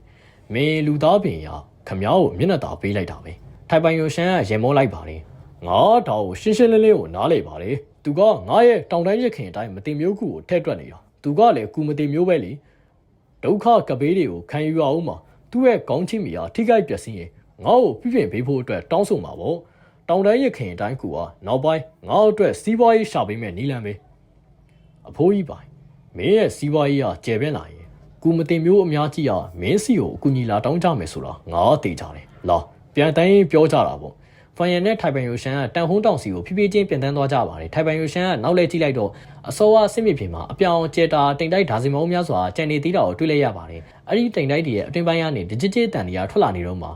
အဲ့ဒါတွေကတော့ကျဲတာအလင်းဆက်တွေတစ်ခုနဲ့တစ်ခုတိုက်မိရာကနေထွက်ပေါ်လာတာပါရေခဲစွမ်းရည်နေကျဲတာတိမ်တိုက်တွေပတ်လက်မှာပြန့်နှံ့သွားတဲ့အမျှအချိန်ကြာလာတဲ့အမျှအယောင်ဖြော့တော့သွားပါတယ်ဂျူနီယာညီလေးမင်းကတကယ်ကိုအံ့ဩစရာကောင်းတာပဲဒီရေခဲလွန်သွားကျဲမုံတက်ကွက်ကယတနာဝါကောင်းကင်ဘုံမှာသာရောင်းရင်အ ਨੇ ဆုံးမတိမ်မျိုးအနှစ်သာရကြောက်တုံး4တုံးလောက်တန်လိုက်မယ်ထိုင်ပန်ယိုရှန်ကပြောပါတယ်ဉာဏ်ပညာကူကောင်းတာမရှိရင်ကျုပ်ကဘယ်လိုလုပ်ပြီးတော့အဆုံးမရှိတဲ့ဉာဏ်ကူမျိုးမှုကိုရနိုင်မှာလဲဖိုင်ယန်ကရိုးရှင်းသာပြန်ဖြေပါတယ်တကယ်တော့ဉာဏ်ပညာကူရှိုံနဲ့တင်မရပါဘူးမတိမ်မျိုးလေးရှင်းလို့ရဲ့ရေခဲလန်းစင်တက်ကွက်ရေခဲချိမီနဲ့သူ့ရဲ့တက်ကွက်အသေးစား6-9ကျဲမုံတာမရှိရင်သူကရေခဲလွန်သွားကျဲမုံတက်ကွက်ကိုတွက်ချက်နိုင်မှာမဟုတ်ပါဘူးမတိမ်မျိုးရှင်းလောကစတင်တလန်းလာတော့ကသူကအရန်ကိုဆင်းရဲခဲ့ပါတယ်ဒေတာရဲ့ငါးခုစစ်ပွဲအခွင့်အရေးကိုအသုံးချပြီးသူကိုယ်ပိုင်ဖန်တီးထားတဲ့ရေခဲကျဲမုံတက်ကွက်နဲ့ချမ်းသာကြွယ်ဝမှုကိုစုဆောင်းကနောက်ဆုံးတော့ကြော်ကြားတဲ့ပုံကိုတယောက်ဖြစ်လာခဲ့တာပါဖန်ရဲ့ယူရချက်ကသူ့စီကနေရေခဲကျဲမုံတက်ကွက်ရဲ့မူလပုံစံကိုဝယ်ယူဖို့အတွက်စူးစမ်းတာပါရေခဲချိမီနဲ့ကျဲ9ကျဲမုံကိုမြင်လိုက်ရတော့ထိုတက်ကွက်နှစ်ခုကမတင်မျိုးလေးရှင်းလို့ရဲ့ကိုပိုင်ဖန်တီးထားတဲ့တက်ကွက်အသေးရဲ့အချိန်ကအုံမြင့်ဖြစ်မယ်လို့သူကခံမှန်းလိုက်ပါတယ်သူကမတင်မျိုးအနှစ်သာရကြောက်တုံးတစ်ဝက်ကိုတုံးပြီးတော့ဝယ်လိုက်ပြီးဉာဏ်ပညာကူစီကိုအမြန်သွားကဉာဏ်ပညာအလင်းတန်းကိုတုံးကတွက်ချက်မှုတွေကိုပြုလုပ်ခဲ့ပါတယ်ဉာဏ်ပညာကူရဲ့အလင်းဆောင်ကသူ့ကိုအကန့်အသတ်မရှိတဲ့ဉာဏ်ကူမျိုးမှုကိုပေးစွမ်းခဲ့ပါတယ်ပြီးတော့ဖိုင်ယန်ကပြန်လဲမွေးဖွားလာသူဖြစ်လို့ရေခဲကျဲမုံရဲ့စွမ်းအားကိုမြင့်မြင့်ကိုတွေ့မြင်တွေ့ဖူးတာတော့လမ်းကြောင်းမှန်ကိုသိနေပြီးမျက်စိမိတ်တွက်ချက်စရာမလိုတော့ပါဘူးနောက်ဆုံးတော့သူကတိုမင်ဂျွန်ရဲ့အမွေနဲ့ပေါင်းဆက်ပြီးတက်ကွက်ရေခဲလွန်သွားကျဲမုံကိုတွက်ချက်နိုင်ခဲ့ပါတယ်ထိုတက်ကွက်ကရေခဲကျဲမုံနဲ့မတူပါဘူးအကွာဝေးရပိုတိုပေမဲ့စွမ်းအားကပိုကြီးမားပါတယ်တိုမင်ဂျွန်ရဲ့အမွေနဲ့ကိုတုံးလိုက်တဲ့အတွက်သူကရေခဲကျဲမုံကိုအနေငယ်ကျုံလွန်သွားတယ်လို့ပြောလို့ရပါတယ်အဆင့်ကိုဉာဏ်ပညာအဆင့်ကိုဉာဏ်ပညာကူကတကယ်မှထူးကြတာပဲအပြေးဝအသုံးပြုနိုင်တဲ့အချိန်ကျရင်အာနိတရားဘလို့နေမလဲဆိုတာတွေးတော့မတွေးရဘူးရိုးသားပြောရရင်ငါမင်းကိုအနေငယ်တော့မနာလို့ဖြစ်မိတယ်ဖုတ်ကောင်ဖြစ်သွားပြီးမှဒီလိုအကျိုးကျေးဇူးတွေကိုရနိုင်တယ်ဆိုတော့ထိုင်ပန်ယွန်ရှန်ကဖိုင်ယန်ကိုလေးစားစိတ်နဲ့ကြည့်လိုက်ပါတယ်ဖိုင်ယန်ကခေါင်းကိုခံရလိုက်ပါတယ်ဖုတ်ကောင်ဖြစ်ရတာအားနည်းချက်အများကြီးရှိပါတယ်ပထမအဆုံးအနေနဲ့နဆိုးရှင်ဟုံလျံကိုကျေးဇူးတင်ရမယ်နောက်ပြီးတော့ကျုပ်ဒီအဆင့်ရောက်လာတာတ တိုက်ဆိုင်မှုတွေနဲ့ကံကောင်းတဲ့အခွင့်အလမ်းတွေအကြောင်းပဲဟိုးတုန်းကထူးခြားတဲ့အချိန်တွေသာမရှိရင်ဉာဏ်ပညာကူနဲ့သဘောတူညီချက်ကိုမရခင်ကျုပ်ကဘယ်လိုလုပ်ပြီးတော့ဉာဏ်ပညာအလင်းတန်းကိုအသုံးပြုနိုင်ပါလဲဟုတ်တယ်နဆိုးရှင်ဟိုလျံတော်ကံတရားခုမဖြတ်စည်းခင်ငါတို့ကတေပြီးရနောက်ငါတို့ရဲ့ဝိညာဉ်တွေကအသက်နဲ့တေခြင်းတကားတဲ့ဆုပ်ယူခံရပြီးတေခြင်းနဲ့မြေထဲမှာထာဝရအိပ်ဆက်နေရမှာဘသူကမြန်လောကကြီးထဲမှာကျန်ရစ်ပြီးဖုတ်ကောင်ဖြစ်ခွင့်ရမှာလေထိုင်ပိုင်ယွန်ရှန်ကအကြီးအကျယ်တပင်းချလိုက်ပါတယ်ကောင်းပြီကျုပ်ကမထွက်ခင်တော့လန်ယာကောင်းချီမြေဝိညာဉ်စီရနေကံတရားလမ်းစဉ်အကြောင်းတွေ့ဝိုက်ပြီးတော့မေးမြန်းဖို့အတွက်ခမောင်းကိုတိုက်တွန်းခဲ့တယ်အခုခမောင်းကပြန်ရောက်လာပြီဆိုတော့တရင်ရခဲ့လားဖိုင်ယန်ကမိလိုက်ပါတယ်ဆန်ရှေဘိုးဘီယာအီယာမနီမသိမျိုးရှင်နဲ့တာဝူချောင်းကို9ရက်9ညဆွေးနွေးခဲ့တယ်ဆိုတာတိလက်ရခရေရထိုအကြံဉာဏ်ကသူ့စီမှာပေါ်ပေါလာခဲ့တာပါလန်ယာကောင်းချီမြေဝိညာဉ်ရမူရောင်ရဲ့စာနာထက်ကင်တွေရအများကြီးပိုလွယ်ကူပါတယ်ဒါပေမဲ့ထိုင်ပိုင်ယိုရှန်ကခေါင်းကိုခံရပြီးထူးဆန်းတဲ့အပြုံးကိုပြလိုက်ပါတယ်ငါမြေချို့ပြုပြင်ပြီးတဲ့နောက်မှာလန်ယာကောင်းချီမြေဝိညာဉ်ငါ့ကိုအလင်းစလိုနဲ့မောင်းထုတ်လိုက်တယ်သူကစေးကျိတ်ဆောင်အစိတ်ပိုင်းတွေကိုစားမှမို့လို့တဲ့သူကအရန်ကိုအလုရှုံနေတယ်ဈေးကျိတ်ဆောင်အစိတ်ပိုင်းတွေကိုစားရမယ်ဟုတ်လားလာဝန်ခန့်ကြပြီးတဲ့နောက်ဖိုင်ယန်ကလန်ယာကောင်းချင်းမျိုးကိုတစ်ခေါက်ထပ်သွားခဲ့ပါတယ်သူရှိမှမြူခိုးတွေကအုံဆိုင်နေပြီးအဖီအောင်မြင်ကွင်းတစ်ခုကဖြစ်နေပါတယ်လိုင်းထားနေတဲ့တိမ်ပင်လယ်ကြားမှာတိမ်တိုက်အဆောင်12ခုကမလုံမြတ်ရှိနေကြပါတယ်ငကားတွေနဲ့တူတဲ့မြစ်ကြီးအများပြတိမ်မြေစီလွာတွေပေါ်မှာစီးဆင်းနေကြပါတယ်ထိုင်ပိုင်ယွန်ရှန်ကပြပြင်ပြောင်းလဲပြီးတဲ့နောက်လန်ယာကောင်းချင်းမျိုးကမူလအခြေအနေတိုင်းပြန်ဖြစ်သွားပါပြီဖိုင်ယန်ကတိမ်အဆောင်တစ်ခုတည်းကိုခေါ်ဆောင်သွားခြင်းကိုခံရပြီးလန်ယာကောင်းချင်းမျိုးဝိညာဉ်နဲ့တွေ့ဆုံခဲ့ပါတယ်လန်ယာကောင်းချင်းမျိုးဝိညာဉ်စီမှာခြိလန်းစဉ်ချိတ်ပိတ်ထားမှုအလွှာတွေကရှိနေတော့မှာဒါပေမဲ့မူလချိတ်ပိတ်ထားမှု15လွှာရှိခဲ့ရာနေမင်းလူသားပြင်ရဲ့အကူအညီနဲ့3လွှာကိုဖယ်ရှားနိုင်ခဲ့ပြီး15လွှာပဲကျန်တော့ပါတယ်မင်းလူသားပြင်ကလန်ယာကောင်းချင်းမြေဝိညာဉ်ရဲ့ဘေးမှာရက်နေပါတယ်ဖန်ယန်ရှိမှသူကမာနကြီးစွာနဲ့မနေရဲပါဘူးသူကအရင်နှုတ်ဆက်လိုက်ပါတယ်သခင်ဖန်ယန်နေကောင်းရဲ့လားဗျဖန်ယန်ကသူ့ကိုပြုံးပြလိုက်ပါတယ်သူ့ရဲ့ထိုးထွက်နေတဲ့သွားဆွဲတွေကအပြုံးကိုအရန်အိုမှာကြောက်စရာကောင်းစေပါတယ်သူကလန်ယာကောင်းချင်းမြေဝိညာဉ်ဘက်ကိုလှည့်ပြီးအဆင့်လေးအရှိပရင်းပေါက်ကူတစ်ကောင်ဖြစ်ပေးလိုက်ပါတယ်ကြည့်လိုက်အရှိပရင်းပေါက်ကူကလန်ယာကောင်းချင်းမြေဝိညာဉ်ရဲ့ရှေ့မှာတိတ်တဆိတ်နဲ့ပြန်ဝဲနေပါတယ်လန်ယာကောင်းချင်းမြေဝိညာဉ်ကလက်တွေကိုမဆန့်ထုတ်နိုင်ပေမဲ့ဖန်ယန်ကအရှိပရင်းပေါက်ကူငှားလိုက်တဲ့အတွက်သူ့ရဲ့အတိစိတ်ကအဲ့ထဲကိုဝင်ရောက်သွားနိုင်ပါတယ်အကြောင်းအရာတွေကိုစစ်ဆေးပြီးတဲ့နောက်သူကကျင်းနှက်စွာနဲ့ခေါင်းညိတ်ပြီးတော့ချီးကျူးလိုက်ပါတယ်မစို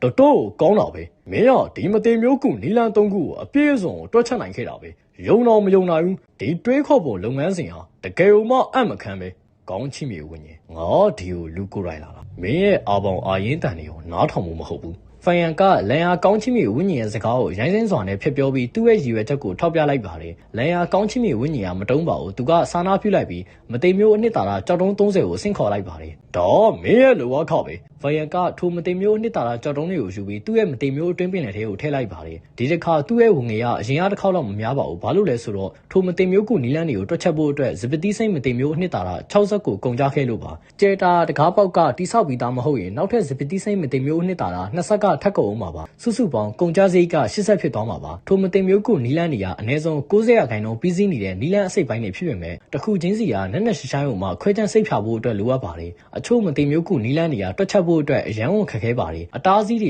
ကတစ်ခုပြီးတစ်ခုရှိနေပါတယ်အုံနောက်နဲ့စဉ်းစားတဲ့အခါစာနာတွေကပိုကုံဆုံးရပါတယ်ဒါပေမဲ့အဲ့လိုဆိုရင်တော့မှအမျက်ဆုံးကကြီးမားနေတော့ပါမင်းလူသားပြင်ကအားကြတဲ့အကြည့်နဲ့သူတို့နှစ်ယောက်ရောင်းဝယ်ပြီးဆုံးသွားတာကိုကြည့်နေပြီးတော့ပြုံးလိုက်ပါတယ်သခင်ဖန်ယန်ကတကယ်တော့အယောင်းဝယ်တိုင်းကိုမတင်မျိုးအနှစ်သာရကြောက်တုံးနဲ့လှုပ်เสียမလိုအပ်ပါဘူးဒီလန်ယာကောင်းချစ်မြေမှာယတနာဝါကောင်းကင်ဘုံမှာရှာမတွေ့နိုင်တဲ့ပစည်းကောင်းတွေအများကြီးရရှိပါတယ်ကျိုးတို့ကဂုံပစည်းချင်းဖလဲလို့လည်းရပါတယ်အမှန်တိုင်းပြောရရင်ကျွန်တော်ရဲ့မင်းလူသားမျိုးမှာသခင်ကြီးကစိတ်ဝင်စားလောက်မယ်တန်မိုးရှိတဲ့ဂုံပစည်းအချို့ကရှိပါတယ်မကြာသေးခင်ရပဲသခင်ကြီးရဲ့စီနီယာကိုထိုင်ပိုင်ယွန်ရှန်ကကျွန်တော်စီကတက်ကွက်တစ်ခုကိုဝယ်သွားသေးတယ်မင်းလူသားပြင်ရဖန်ယန်မှာငွေကြေးလုံလောက်စွာရှိနေတာကိုမြင်ပြီးစီးပွားရေးလုပ်ချင်တာပါတယ်ဖန်ယန်ကထိုးရာကိုကြားတော့ပြုံးလိုက်ပါတယ်မင်းလူသားပြင်ရဲ့အကြံပြုချက်ကကောင်းပါတယ်ကျုပ်ကရှုံးုံငယ်ကူ3កောင်နဲ့ထင်းရှူးကျွန်းကူ6កောင်ကိုလိုအပ်နေပါတယ်ခမားစီမှာရှိမလားမသိဘူးထိုပြဿနာမင်းလူသားပြင်ကိုအခက်တွေးစေပါတယ်သူကအစင်မပြေတဲ့မျက်နှာထားနဲ့ပြောလိုက်ပါတယ်ကျုပ်ကရှက်ရုံမိပါတယ်ရှုံးုံငယ်ကူနဲ့ထင်းရှူးကျွန်းဆိုတာကိုအခုမှပထမဆုံးအကြိမ်ကြားဘူးတာပါဒါတွေရောရှေးဟောင်းကူကောင်မျိုးစားတွေပဲရှုံးုံငယ်ကူက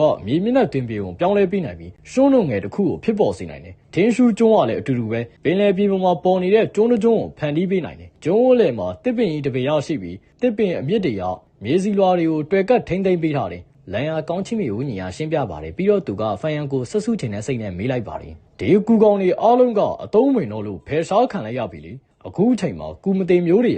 ကောင်းချီမီရဲ့မြေမျက်နှာတင်ပြေကိုပြောင်းလဲဖို့အတွက်ပိုကောင်းပြီးဈေးသက်သာတဲ့နီလန်းနေရာရှိနေပြီမ မင်းကဘာလို့ဒီကူကောင်တွေကိုလိုချင်ရလဲငါရဲ့ရည်ရွယ်ချက်ကိုမေးစရာမလိုပါဘူးမင်းရဲ့လေတံကိုကြည့်ရတာလန်ယာကောင်းချင်းမြေမှာဒီကူကောင်တွေကရှိရလို့ယူဆလို့ရတယ်မလားဖန်ယန်ကလှုပ်ဝက်စမ်းကြဲစွာမေးပါတယ်ဒါပေါ့လန်ယာကောင်းချင်းမြေဝိညာဉ်ကခေါင်းမော်ပြီးမာနကြီးစွာနဲ့ပြောပါတယ်ငါကူနီလာအစ်စ်တွေတစ်ခုရတိုင်းအမတ်တရတိန်းထားဖို့အတွက်ကူကောင်အနှဲငယ်ကိုတန်းစီလေးရှိတယ်ငါမှစုဆောင်းထားတဲ့ရှုံးလုံးငယ်ကူနဲ့ထင်းရှူးကျွန်းကူ100လောက်ဝရှိတယ်မင်းကငါရောင်းပေးလို့ရပါလေဒါပေမဲ့ဒီကူကောင်တွေကိုတန်းစင်ဖို့လိုအပ်တဲ့ပစ္စည်းတွေကအခုမျိုးသုံးသွားပြီမင်းကမတိမ်မျိုးအနှစ်သာရကြောက်တုံးတုံးကိုပေးရမယ်ကုန်ပစ္စည်းတွေကရှားပါရင်ဈေးရပိုကြီးပါတယ်ရှုံးလုံးငယ်ကူနဲ့ထင်းရှူးကျွန်းကူဆိုတာရတနာဝါကောင်းကင်ဘုံမှာတော့မယောင်းကြပါဘူးဖန်ယန်ကတုံဆိုင်မနေပဲမတိမ်မျိုးအနှစ်သာရကြောက်တုံးတုံးကိုလန်ယာကောင်းချင်းမြေဝိညာဉ်စီကိုပြစ်ပေးလိုက်ပြီးရှုံးလုံးငယ်ကူ3កောင်နဲ့ထင်းရှူးကျွန်းကူ6កောင်ကိုရယူလိုက်ပါတယ်အဲ့နောက်သူကလန်ယာကောင်းချင်းမြေဝိညာဉ်ကိုဆွဆူးချင်တဲ့စိတ်နဲ့ကြည့်လိုက်ပါတယ်ထူးဆန်းတယ်မင်းကကူကောင်တွေဒီလောက်အများကြီးကိုစုဆောင်းထားတာသူတို့အစာကျွေးတဲ့ကိစ္စကိုဘယ်လိုဖြေရှင်းလဲဖန်ယန်ကထိုရပိုင်းကူကောင်တွေကိုအစာကျွေးဖို့အတွက်ဒုက္ခရောက်နေရပါအထူးသဖြင့်သူပိုင်ဆိုင်တဲ့မသိမျိုးကူတွေကိုပါလန်ယာကောင်းချင်းမြေဝိညာဉ်ကအဖြစ်ပေးပါတယ်ဒီမျိုးကူတွေကိုအစာကျွေးတဲ့ပြဿနာလွဲပါတယ်အထူးပတ်ဝန်းကျင်တစ်ခုကိုဖန်တီးပေးပြီးသူတို့စောင်းခိုထားခိုင်းလိုက်ရုံပဲဒါပေမဲ့မသိမျိုးကူတွေကိုတော့ဒီလိုလုပ်လို့မရဘူးသူတို့ကစောင်းခိုနေတော့အစာကျွေးဖို့လိုအပ်တယ်ဒါပေမဲ့ကျွေးရတဲ့အစာပမာဏပုံမှန်အချိန်ထက်ထက်ဝက်လျော်သွားတာပေါ့ထိုအဖြေရဖန်ရန်အတွက်အနေငယ်စိတ်ပြက်စရာကောင်းပါတယ်အသေးစိတ်ကိုပြောပြလို့ရမလားသူကမေးပါတယ်မင်းကစစ်မှန်သောရ88အဆောင်ရဲ့စစ်မှန်သောအမွေနဲ့တီးတဲ့နယ်မြေထဲကိုရောက်ဖူးတယ်လို့ငါယုံကြည်တယ်စစ်မှန်သောအမွေနဲ့တီးတဲ့နယ်မြေထဲမှာစစ်မှန်သောအမွေနဲ့တီးတဲ့နယ်မြေဆိုတာအထူးပတ်ဝန်းကျင်တစ်ခုပဲကူကောင်တွေကိုစောင်းခိုစင်နိုင်တယ်တေမျိုးကူတွေကိုအစာကျွေးစရာမလိုတော့ဘူးမတေမျိုးကူတွေကအစာဈေးခအများကြီးလျော်နေသွားတယ်ဖန်ရန်ကမျက်မှောင်ကျိုးလိုက်ပါတယ်ဒါဆိုရင်တော့စစ်မှန်သောအမွေနဲ့နယ်မြေထဲမှာမတေမျိုးကူအများကြီးရရှိတာစစ်မှန်သောရန်88အဆောင်ကဒီမတေမျိုးကူတွေကိုအစာကျွေးဖို့အတွက်10နှစ်တစ်ချိန်အရေးမြစ်တွေနဲ့ဒီလောက်အများကြီးရနိုင်မယ်လို့ငါမယုံကြည်ဘူးအဲ့ဒါအေယာမနေမတင်မျိုးရှင်ကအစားတော့လမ်းစဉ်နီးလန်းကိုသုံးခဲ့လို့ပဲအစားတော့လမ်းစဉ်ကအရန်ကိုလွတ်ဝတ်တဲ့လမ်းစဉ်တစ်ခုပဲကူကောင်တွေလူသားမျိုးနဲ့ကွဲတွေတော်ရင်သားရဲတွေလူသားတွေကိုတော့ဘလို့အစာကျွေးမလဲဆိုတဲ့ခက်ခဲတဲ့မိကုန်းကိုသူ့ဒေသနာလုပ်ဖို့အတွက်တတ်ပဲအစားတော့လမ်းစဉ်အကြောင်းငါ့ကိုလာမမီနဲ့ငါဘာမှမသိဘူးငါမှရှိတဲ့မတိမ်မျိုးကူအားလုံးကိုရိုးကနီလန်အတိုင်းပဲအစာကျွေးတာဖန်ယန်ကလက်မလျှော့ပါဘူးဟိုးတုန်းကမင်းရဲ့ပင်မခန္ဓာနဲ့အေယာမနေမတိမ်မျိုးရှင်ဟာစစ်မှန်သောရန်အဆောင်ကိုအတူတူတန့်စင်ခဲ့ကြတာသူတုံးခဲ့တဲ့အစားတော့လမ်းစဉ်နီလန်တွေကိုမင်းရမသိဘူးလားလန်ယာကောင်းချင်းမြေဝိညာဉ်ကမျက်လုံးနဲ့ကြည့်လိုက်ပါတယ်ပင်မခန္ဓာအစားတော့နီလန်နေနဲ့ပတ်သက်ပြီးဘာတရင်ချက်လောက်မှမဖွင့်ဟဘူးလို့အေယာမနေမတိမ်မျိုးရှင်နဲ့ဂရိသစ္စာပြုထားခဲ့တယ်ဒါကြီးမားတဲ့လိုအပ်ချက်ပဲတကယ်တော့ငါကိုယ်တိုင်လည်းသိကြပါလေဒါပေမဲ့ငါစက္ကန့်ရရှိတဲ့မှတ်ဉာဏ်တွေထဲမှာအဲ့ဒီသတင်းချက်လက်ကမပါဘူးဖန်ယန်ကခေါင်းညက်လိုက်ပါတယ်ကောင်းချင်းမြေဝိညာဉ်တွေကဖြောက်မှတ်ပြီးဘယ်တော့မှမလိန်ညာဘူးဆိုတာသူကသိပါတယ်သူကပါဇက်တင်ရမ်းပြီးတော့မေးကြည့်အောင်တက်ပါအယောင်းအရာပြီးဆုံးသွားပြီမဲ့ဖန်ယန်ကထွက်မသွားသေးပါဘူးသူဒီကိုလာရတဲ့နောက်ထပ်ရည်ရွယ်ချက်တစ်ခုကရှိနေပါသေးတယ်သူကကျေပြစ်ကူတစ်ကောင်ကိုထုတ်ပြီးလန်ယာကောင်းချင်းမြေဝိညာဉ်ရဲ့ရှေ့မှာခြာထားလိုက်ပါတယ်ဒီကူရဲ့နီလန်းကိုပြောင်းပြန်ဖော်ပေးနိုင်မလားလန်ယာကောင်းချင်းမြေဝိညာဉ်ကလက်မဆန့်နိုင်တော့ထိုကျေပြစ်ကူကိုအနက်ပဲခံနိုင်ပါတယ်သူကပြောလိုက်ပါတယ်ဒီကူကောင်ကတီးတီးတောင်မှာပြုပြင်ထားတာပဲကူနီလန်းကိုပြန်ဖော်ဖို့ကအရန်ကိုခက်ခဲတယ်အ ਨੇ ဆုံးတော့တန်းစင်ချင်းလမ်းစဉ်ရာကြီးကျယ်တဲ့အရှင်သခင်တယောက်ကိုလိုအပ်တယ်ဒီအဆင့်တုံးကျေတာလမ်းစဉ်ကူတကောင်နဲ့တော့သူ့ရဲ့နီလန်းကိုပြောင်းပြန်ဖော်ဖို့ကမဖြစ်နိုင်ဘူးဘာလို့လဲဆိုတော့ဒါကကူအစ်စ်ဖြစ်နေလို့သူ့ဒေသနာလုပ်ဖို့လိုအပ်လိမ့်မယ်အဲ့ဒီအတွက်ဂုံကြားစိတ်အချို့ပါရှိတယ်ဖန်ယန်ကပြုံးလိုက်ပြီးညာဘက်လက်ဝါးကိုဖြန့်ကလက်ငါးချောင်းထောင်ပြလိုက်ပါတယ်ငါမှာကျယ်ပစ်ကူ9000ကျော်ရှိတယ်ကျယ်ပစ်ကူကຫນွေဦးကျယ်တာမိုးတက်ကွက်အခြေခံမှာမရှိမဖြစ်လိုအပ်တဲ့ကူကောင်တစ်ကောင်ဖြစ်ပါတယ်ဖန်ယန်ကတစ်ချိန်ဆန်းသုံးကြည့်ပြီးတက်ကွက်ကအရန်ကိုထိရောက်မှန်တွေ့ရှိခဲ့ပါတယ်သူကကျယ်ပစ်ကူဒီလောက်အများကြီးကိုတပိန်နဲ့ထဲဝယ်ခဲ့တာပါသူ့မှာနီလန်းကိုပြောင်းပြန်ဖော်ဖို့အတွက်ရည်ရွယ်ချက်ရှိပြီးသားပါဒါပေမဲ့အခုတော့သူ့ရဲ့ရည်ရွယ်ချက်ကပိုပြီးတော့ပြင်းထန်လာပါပြီ9000ဒါပေါ့ကူနီလန်းကိုငါပြောင်းပြန်ဖော်ပြီးနိုင်တယ်နှမျောစီကအခုငါချိတ်ပိတ်ခံတာလို့ဘာမှလုပ်လို့မရဘူးလန်ယာကောင်းချင်းမြေဝိညာဉ်ကတပင်းချလိုက်ပါတယ်ဖန်ယန်ကမျက်မှောင်ကျုပ်လိုက်ပါတယ်ဒီခြီလန်းစဉ်ချိတ်ပိတ်ထားမှုက15လွှာတောင်ရှိသေးတာအကုန်ဖယ်ရှားဖို့အတွက်ဘယ်လောက်ကြာမလဲအနည်းဆုံးတစ်နှစ်ပါပဲမင်းလူသားပြင်ရပြောပါတယ်ဒီလောက်တော့ကြာတာလားရွေးချယ်စရာမရှိပါဘူးဒီချိတ်ပိတ်မှုကဒေတာဘော့မသိမျိုးတက်ကွက်ပါဖြည့်ရှင်းလေပိုခက်ခဲလီပါပဲမင်းလူသားပြင်ကခါတက်တက်နဲ့ရေမောပြလိုက်ပါတယ်ဆန်ရှည်ဘိုးဘေးကတက်စင်ချင်းလမ်းစဉ်တမိုင်းမှာအဓိပတိကြီးကျယ်တဲ့အရှင်သခင်3ယောက်ထဲကတယောက်ဖြစ်ပြီးသူတို့နာမည်တွေကဒါနာရီထဲမှာပါဝင်ပါတယ်လန်ယာကောင်းချင်းမြေဝိညာဉ်ရဲ့လက်ရှိတက်စင်ချင်းလမ်းစဉ်အဆင့်တန်းအနည်းဆုံးတက်စင်ချင်းလမ်းစဉ်ရဲ့ကြီးကျယ်ခမ်းနားတဲ့အရှင်သခင်အဆင့်မှာရှိပါတယ်ဖန်ယန်ကတော့တက်စင်ချင်းလမ်းစဉ်ဆရာသခင်အဆင့်ပဲရှိပါသေးတယ်လန်ယာကောင်းချင်းမြေဝိညာဉ်ရဲ့အကူအညီကိုရနိုင်တဲ့အကောင်းဆုံးပါဒါပေမဲ့ မဲ့အခုလန်ယာကောင်းချင်းမြေဝိညာဉ်ဟာချိတ်ပိတ်ခံတာလို့ကူကောင်မတန့်စင်နိုင်ပါဘူးကူနီလန်းကိုပြောင်းပြန်ပြန်ဖော်နိုင်မှာမဟုတ်ပါဘူးတကယ်တော့ကူနီလန်းကိုပြောင်းပြန်ဖော်ဖို့ကမဖြစ်နိုင်တာတော့မဟုတ်ပါဘူးမင်းလူသားပြင်ကအကြံပြုပါလေလန်ယာကောင်းချင်းမြေမှာအမွေးထုလူသားအုပ်ကြီးကအများကြီးရှိတယ်မဟုတ်ဘူးလားဒီအမွေးထုလူသားအုပ်ကြီးအားလုံးက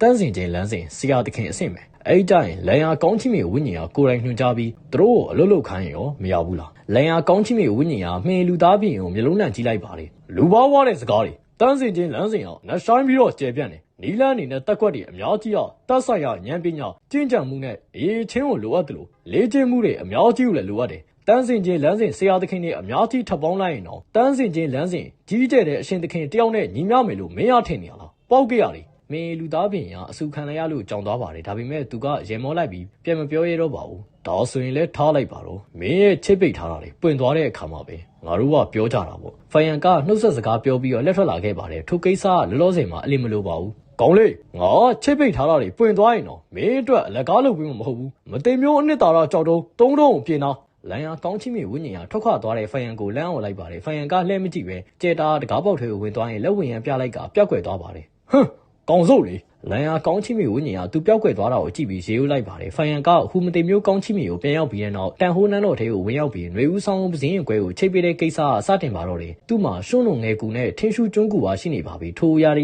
ကနောက်ဆုံးလိုအပ်နေတဲ့အစိတ်ပိုင်းတွေပါ9ရက်နဲ့9ညကြာပြီးတဲ့နောက်ဖိုင်ယန်ကသူ့ရဲ့ပထမအတွင်းပင်လယ်နဲ့ဝမ်ပိုက်ပောင်ဝင်းကျင်နေရာမှာကူကောင်အများပြားကိုထည့်သွင်းလိုက်ပါတယ်ထိုကူကောင်တွေရဲ့အာနီးတင်တွေကအပြန်အလှန်ဆက်နွယ်နေပြီးတစ်ခုနဲ့တစ်ခုအားဖြစ်ပြီးကခိုင်မာတဲ့ချိတ်ပေးမှုကိုဖြစ်ပေါ်စေပါတယ်တစ်ဖက်မှာသူတို့ကပထမအတွင်းပင်လယ်ကိုຫນွေဦးဆောင်ပစင်းရင်ကွဲရဲ့ဖိအားကိုရော့ကြောင်းလို့ကူညီပေးပါတယ်အခြားတစ်ဖက်မှာသူတို့ကပြုပြင်မုံမှန်မှုအချို့ကိုပြုလုပ်ပြီးတဲ့နောက်ຫນွေဦးဆောင်ပစင်းရင်ကွဲရဲ့အစိတ်ပိုင်းအရှိန်အဝါကိုခန္ဓာကိုယ်အပြင်ဘက်ကိုထုတ်လွှတ်ပေးပါတယ်တတိယအရေးကြီးဆုံးအချက်ကထိုချိတ်ပေးမှုကຫນွေဦးဆောင်ပစင်းရင်ကွဲရဲ့အသက်သွင်းမှုကိုထိခိုက်မှာမဟုတ်ပါဘူးဒီချိတ်ပေးမှုက4နှစ်လောက်ခံလိမ့်မယ်ဒီနီးနဲ့ငါຫນွေဦးဆောင်ပစင်းရင်ခွဲကြောင်းပထမအတွင်းပင်လယ်ပေါက်ကွဲမဲ့ပြဿနာကိုလောလောဆယ်မှာဖြေရှင်းလိုက်နိုင်ပြီဖိုင်ယန်ကပြဿနာမရှိကြောင်းစစ်ဆေးပြီးရဲ့နောက်စိတ်သက်သာရစွာနဲ့တပင်းချလိုက်ပါတယ်ထိုခက်ခဲတဲ့ပြဿနာကိုနောက်ဆုံးတော့ဖြေရှင်းနိုင်ပါပြီသူ့ရဲ့ပခုံးပေါ်ကဝေဒုံဝင်ပိုးကြီးတစ်ခုကရော့ကျသွားတယ်လို့ခန်းစားလိုက်ရပါတယ်ຫນွေဦးဆောင်ပစင်းရင်ခွဲကိုချိတ်ပေးတဲ့လုပ်ငန်းစဉ်ကမလွယ်ကူပါဘူးဘာပဲပြောသူကမတိမျိုးကူတစ်ကောင်ကိုချိတ်ပေးဖို့အတွက်တိမျိုးကူတွေကိုတုံးနေတာပါဖိုင်ယန်ရဲ့ဝိညာဉ်ကအရန်ကိုပင်မနှွန်းနေသွားပြီးအနေငယ်မိမ့်သွားပါတယ်အောင်မြင်စွာနဲ့ချိတ်ပေးပြီးတဲ့နောက်ဖိုင်ယန်ကအိပ်ပျော်သွားပါတယ်3ရက်လောက်အိပ်ရထဲကနေမထားချင်တော့ပါဘူး3ရက်ကြာပြီးတဲ့နောက်ဖိုင်ယန်ကဖြည်းဖြည်းချင်းနူးလာပါတယ်သူ့ရဲ့စိတ်နှလုံးကတည်ငြိမ်အေးဆေးနေပြီးပင်မနှွန်းနေခြင်းကနာမငြိမ်ခြင်းတွေကိုမခံစားရတော့ပါဘူးဖုတ်ကောင်ခန္ဓာအသက်ရှင်နေတဲ့ရုပ်ပိုင်းဆိုင်ရာခန္ဓာနဲ့ရှင်နောက်ထပ်အားနည်းချက်တစ်ခုပါရှိနေတဲ့ပုံပဲအဲ့ဒါကတော့ငါဝိညာဉ်ဟာအလွယ်တကူအားနည်းသွားအောင်တင်မကပဲစိတ်လှုပ်ရှားလွယ်နေတာပဲဖိုင်ယန်ကဖုတ်ကောင်ခန္ဓာရဲ့နောက်ထပ်အားနည်းချက်တစ်ခုကိုရှာတွေ့သွားပါတယ်ဝိညာဉ်အားနည်းရင်တဲချိတ်ကူကိုတုံးပြီးဝိညာဉ်တန်မာကိုလွတ်ယုံနဲ့အလွယ်ကူဖြည့်ရှင်းလို့ရပါတယ်တန်ဟုံးတောင်ပေါ်မှာတဲချိတ်ကူတွေအများကြီးရရှိပါတယ်အဲ့ဒါတွေအားလုံးကဝိညာဉ်ကိုတန်မာစေဖို့အတွက်အကောင်းဆုံးအရေးသွင်းမြင့်ပစည်းတွေပါဒါပေမဲ့ဝိညာဉ်စိတ်နှောက်ယှက်ဖြစ်စေတာကတော့ဝိညာဉ်ငြိမ်းချမ်းစေဖို့အတွက်လိုအပ်ပါတယ်ဝိညာဉ်ကိုငြိမ်းချမ်းစေဖို့အကောင်းဆုံးနည်းလမ်းတွေဟာဆွဲလန်းခြင်းတင်မင်းနဲ့မြေထဲမှာတွေ့ရတဲ့ညှို့ယူချေရေကန်တွေကရေကိုသုံးတာပါထိုရေအကြောင်းကိုရန်စုရဲ့ဌာနကြီးထဲမှာမှတ်တမ်းတင်ထားပြီးစိမ့်လန်းသောနေမင်းကြီးကအကောင်းဆုံးဝိုင်အဖြစ်ချီးကျူးခဲ့ပါတယ်ဖိုင်ယန်စီမှာညှို့ယူခြင်းရေကန်တွေကရေရမရှိပါဘူးရှင်းရင်တော့မှသူကတောက်ရဲမှာမဟုတ်ပါဘူးသူကရှေးရောက်နည်းလမ်းဖြစ်တဲ့အထီရောက်ဆုံးနည်းလမ်းကိုသုံးလိုက်ပါတယ်အိတ်ဆက်ခြင်းမှာငေါ့မှာတမန်လူခန္ဓာရှိရင်ဝိညာဉ်ထဲကစိတ်နှောက်ယှက်ဖြစ်တာကိုငြိမ်းချမ်းစေဖို့ခဏလောက်အနားယူလိုက်ုံနဲ့လုံလောက်တယ်ဒါပေမဲ့ဖုတ်ကောင်ဖြစ်သွားပြီးတဲ့နောက်မှာ3ရက်စတိုက်အိတ်ဆက်ဖို့ကလိုအပ်လာတယ်ဝိညာဉ်လမ်းစဉ်မှာဝိညာဉ်ကိုတန်မာစေခြင်းဝိညာဉ်ကိုတန့်စင်ခြင်းနဲ့ဝိညာဉ်ကိုငြိမ်းချမ်းစေခြင်းဆိုပြီးတော့ဂါနာရဲ့3ရက်ကပါဝင်ပေမဲ့ဝိညာဉ်လမ်းစဉ်ကုစီယာသခင်အများစုကပထမ2ခုပဲအာယုံစိုက်ကြတယ်အခုပြန်စဉ်းစားကြည့်တော့အိတ်ဆက်ခြင်းဟာဝိညာဉ်ကိုငြိမ်းချမ်းစေဖို့အတွက်အကောင်းဆုံးနည်းလမ်းဖြစ်လို့သူတို့ကဒီဂါနာမှာယဉ်ကျေးမြုပ်နှံဖို့အတွက်မလိုအပ်ခဲ့တာဖြစ်ရမယ်ຫນွေဦးဆောင်ပစင်းရင်ကွဲကိုချိတ်ပိတ်ပြီးတဲ့နောက်ဖိုင်ယန်ကဝိညာဉ်လမ်းစဉ်အပေါ်ပုံမနှဆိုင်တဲ့နားလည်မှုကိုရရှိလာပါတယ်နောက်တော့သူကထိုလာရဲ့လက်ကျန်ငွေစင်းကိုတွက်ချက်လိုက်ပါတယ်လန်ယာကောင်းချီမြေဝိညာဉ်နဲ့2ကြိမ်အယောင်းဝယ်လုပ်ပြီးတဲ့နောက်သူကမတိမ်မျိုးအနှစ်သာရကြောက်တုံး60ကိုရရှိခဲ့ပါတယ်ဒါပေမဲ့သူကအများကြီးကိုလည်းပြန်သုံးခဲ့ပါတယ်ရတနာဝါကောင်းကင်မှာကျယ်လင်းပိုးဆုံးကျူးကူ1000ကျော်တက်ကွက်ဖြစ်တဲ့ຫນွေဦးကျဲတာမူရေခဲချီမင်နဲ့69ကျင်မို့ကူတန်းစင်ရေးပစည်းအများပြားတင်မျိုးကူအများပြားနဲ့အမွေးထုလူသားဦးကြီးများအုပ်စုတစ်ခုကိုဝယ်ခဲ့ပါတယ်နောက်ဆုံးအနေနဲ့ຫນွေဦးဆောင်ပစင်းရင်ကွဲကိုချိတ်ပိတ်ဖို့အတွက်ရှုံးုံငယ်ကူနဲ့